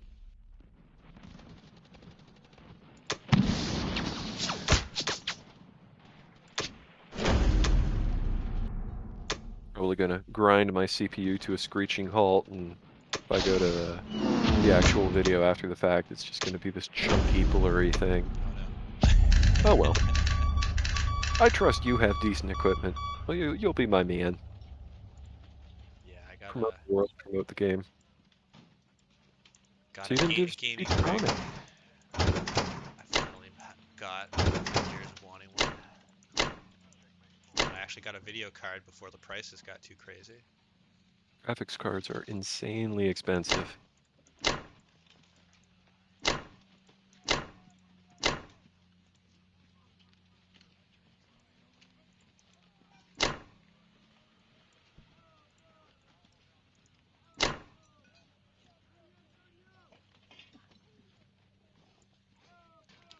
Alright, you don't have any bombers in the area. 1, 2, 3, 4. You're talking about C-Zone Australia. 34. Yes, I have bombers there. You have 1 bomber in range. Well, now I have one bomber in range. I just lost a couple. Yes. Yes. Oh man, that was so bad.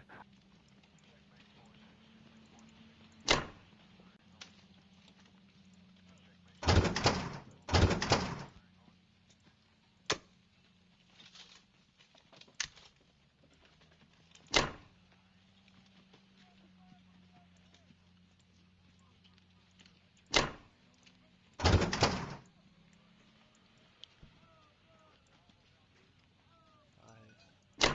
This here. This here. This here. I think we're gravy. Gonna keep. I have a big stack on India. The thing is, it's in India, so it's a little far away. Hey, you wanted India? You got India. I got There it, you but this is go. one of those. This is what I You were told you. talking Oh, about the confidence surge you get when you yeah. take India and you feel like you've won the game. Here you go. I know. This is just like, putting insult to injury. It's okay. I can handle it. I dish it, so I gotta be able to take it.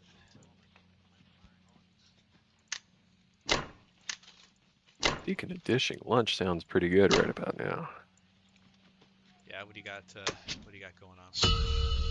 Probably leftovers. Mac and cheese or something. Nothing exciting. You made mac and cheese last night, and you Yeah, still have some? Yeah. I know, that's hard to believe. I will have 1, 2, 3, 4. Where are my transports? 3. So I'm I thinking need about ground units. lunch. Jeez, what am I gonna do for lunch? What am I gonna do? I'm gonna do leftover marinated pork roast with vegetables, and I think I have some rice to go along with that. Leftover from 2 nights ago. That's the plan.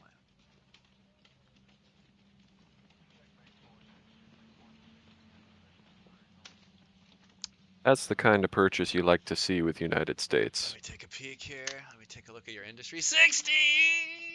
Ah! Yeah.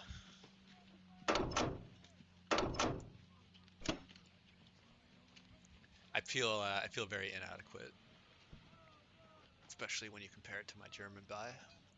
It's doesn't feel very good. I gotta say though, finally, as Japan, I feel like I have some some real land and some industry, but it's just way too little, too late.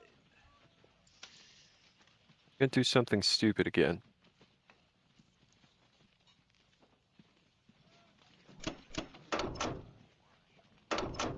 Let's see. Are you just gonna I hit it with don't want all Russia to lose anything all in 3 this fight. countries?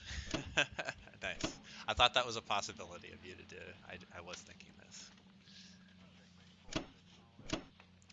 I think long term is probably all right. You crush the tanks. I can't really do anything offensive, and then it's just a matter of time before It wasn't supposed to be such an incredibly cattywampus battle, though.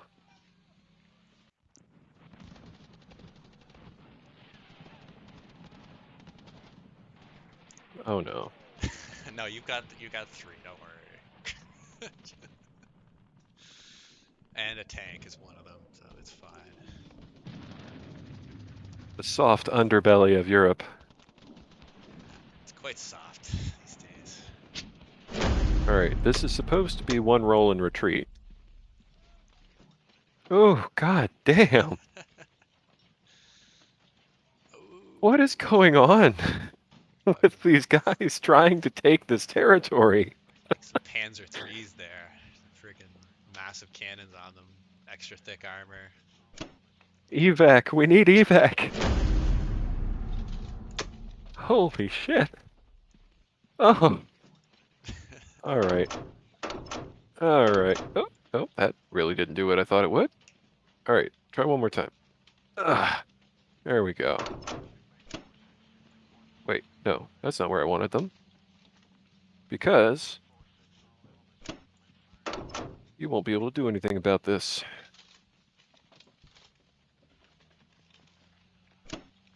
Well, I hope you won't be able to do anything about this. If Russia fails against the tanks too, that's gonna really If bite. I get crazy good rolls, maybe I have 2 to 4 tanks left.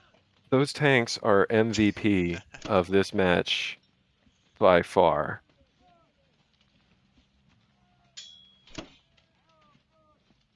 Okay, put that there, these 3 go here.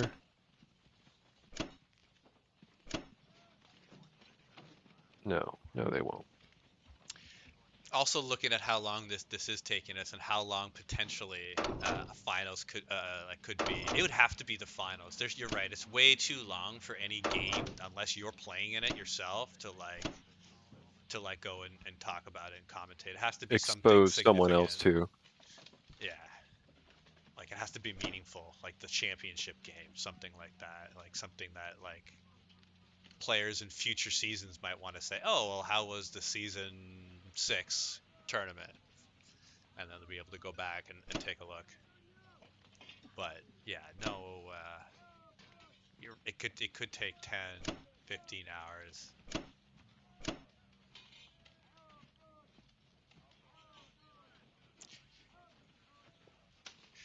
You almost have to want to have the players like definitely focus on trying to play as quick as possible, but like not making errors. And that's kind of like hard to do, right? Because especially if you're in the final too, you don't want to be making like mistakes because you're rushing. And you can't blitz it. If you're in the finals, you're just not going to blitz it. And then that's the only interesting game to take a look at, really. We're going for it. We're going to go for those tanks one more time. So help me God. We'll get it. Oh, you're gonna get it. You're gonna get it. It's just how much blood and soil will be lost along the way.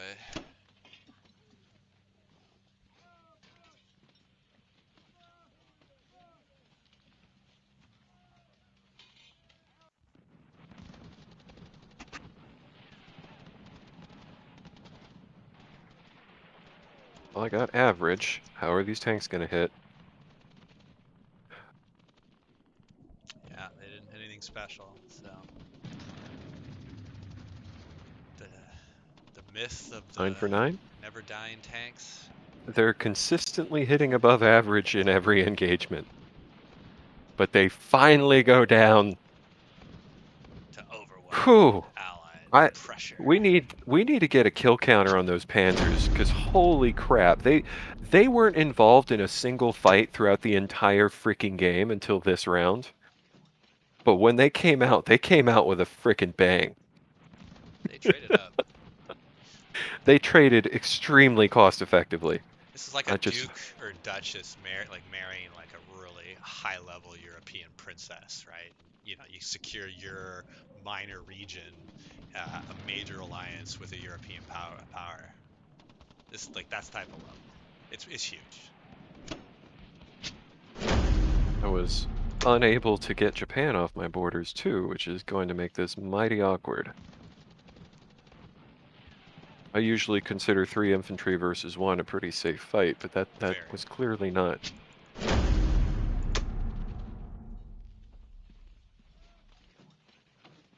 My main goal was just to keep your tanks from blitzing through, because you could always do a Hail Mary into Moscow, which would really mess my day up.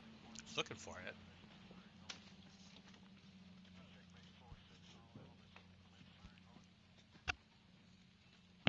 Okay. Where are your planes? 1, 2, 3. Think I gotta play defensive here.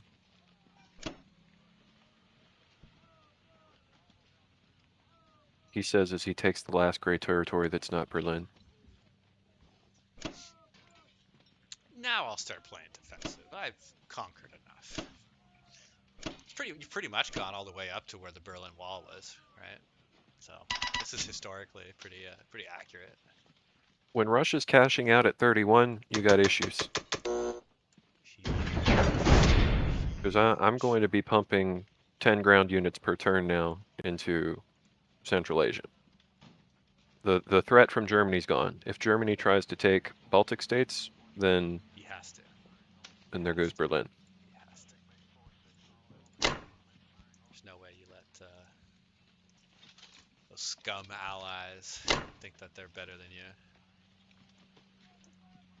There's also, you know, that issue of France that's still there.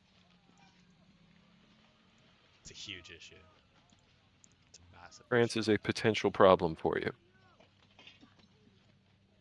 And I'm still set up to continue retaking Italy. Yeah, you are. I have to take out those tanks, I think. I think there's nothing And much I can do here. I realize that. USA cashing out at 52, you know I'm going to drop an industry on France. You should. You should. Let's see. 6. Time for my tanks to hit I think I can do 100%. Okay, I think we're gonna run this. I think that gives me the most amount of honor that I can muster.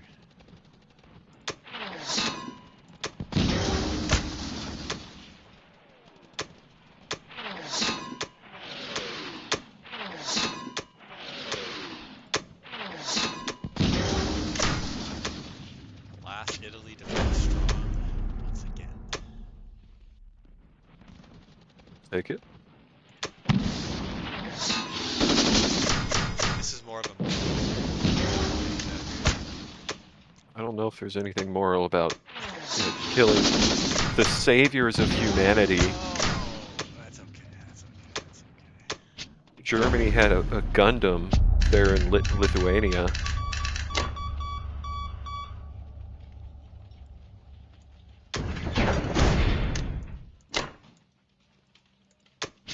Wow, that is pretty much set.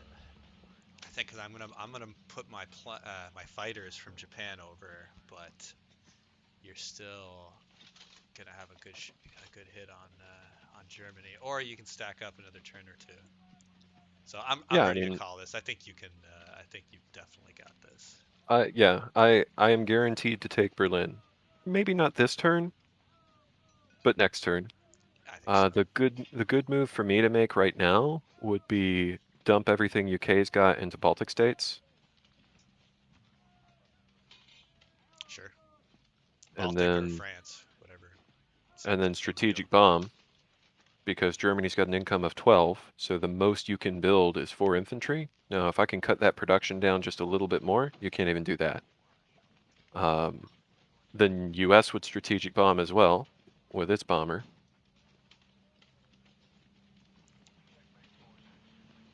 And so the only reinforcements Germany would be getting would be the Japanese fighters.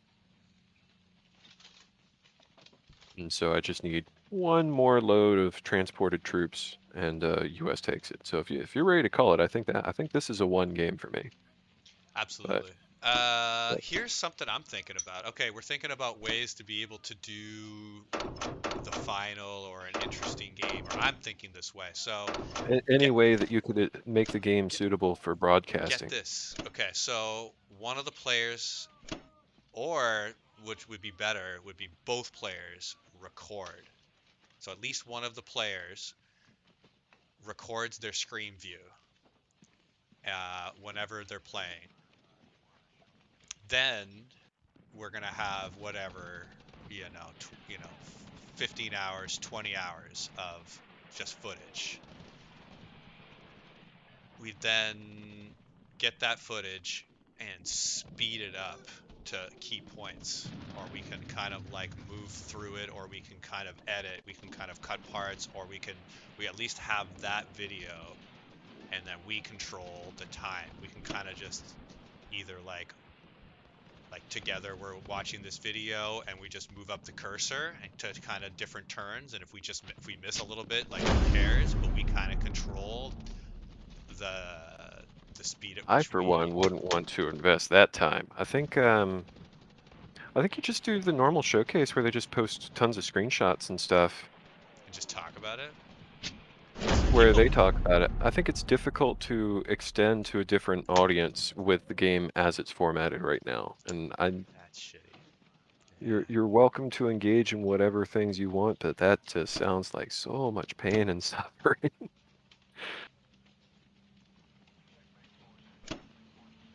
So I decided I'd just tack Berlin. Yeah. 3 more fighters. Will it matter? I don't know if you have enough pieces.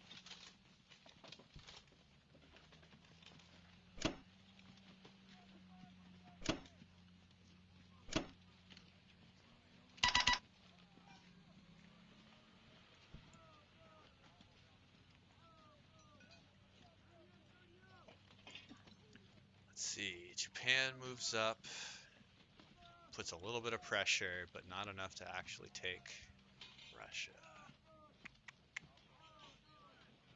I need to hold out like 3 or 4 more turns as Germany to have a chance of putting enough pressure on Moscow to take it, and that's just not feasible.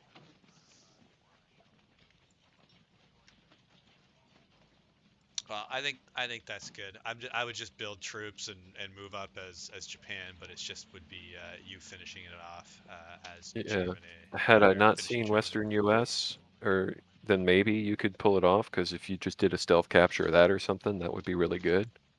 Yeah, But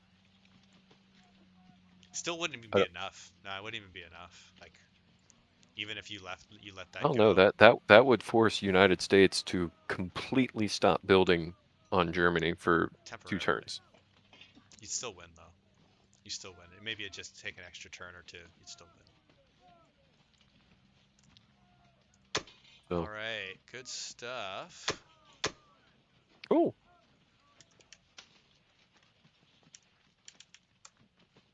GG. Isn't it kind of The weird? dice You have to type in were forfeit. weird. Isn't that kind of weird how they made that? Well, originally, forfeit, I don't know how long you've been playing. Forfeit game was just another button, Yeah, and then people kept complaining that they accidentally kept forfeiting the game. And but so then they put the big red highlight around forfeit game with the yeah, big danger signs so I that thought people that would was be more less than likely to hit it. enough. And then Well, you then you even started getting more complaints that, oh, well, this big red shiny button, I just unconsciously hit the big red shiny button, you know? really. It's drawing my attention towards it. And then, so they're like, all right, you know what? Fine. And so now you cannot accidentally forfeit a game. I so those last people, there's something wrong with them. I'm sorry. If you click on a button and then you click to agree, you deserve to lose that game. Like, that's two You got people points. review bombing your game, giving you thumbs down, saying it's a terrible game because you accidentally forfeit so easily. You know, what are you gonna do? And you can make it an easy problem to fix. Oh, well, I would be open to a rematch, swap sides. Absolutely. Probably not today, No, no, not but today. Definitely not today.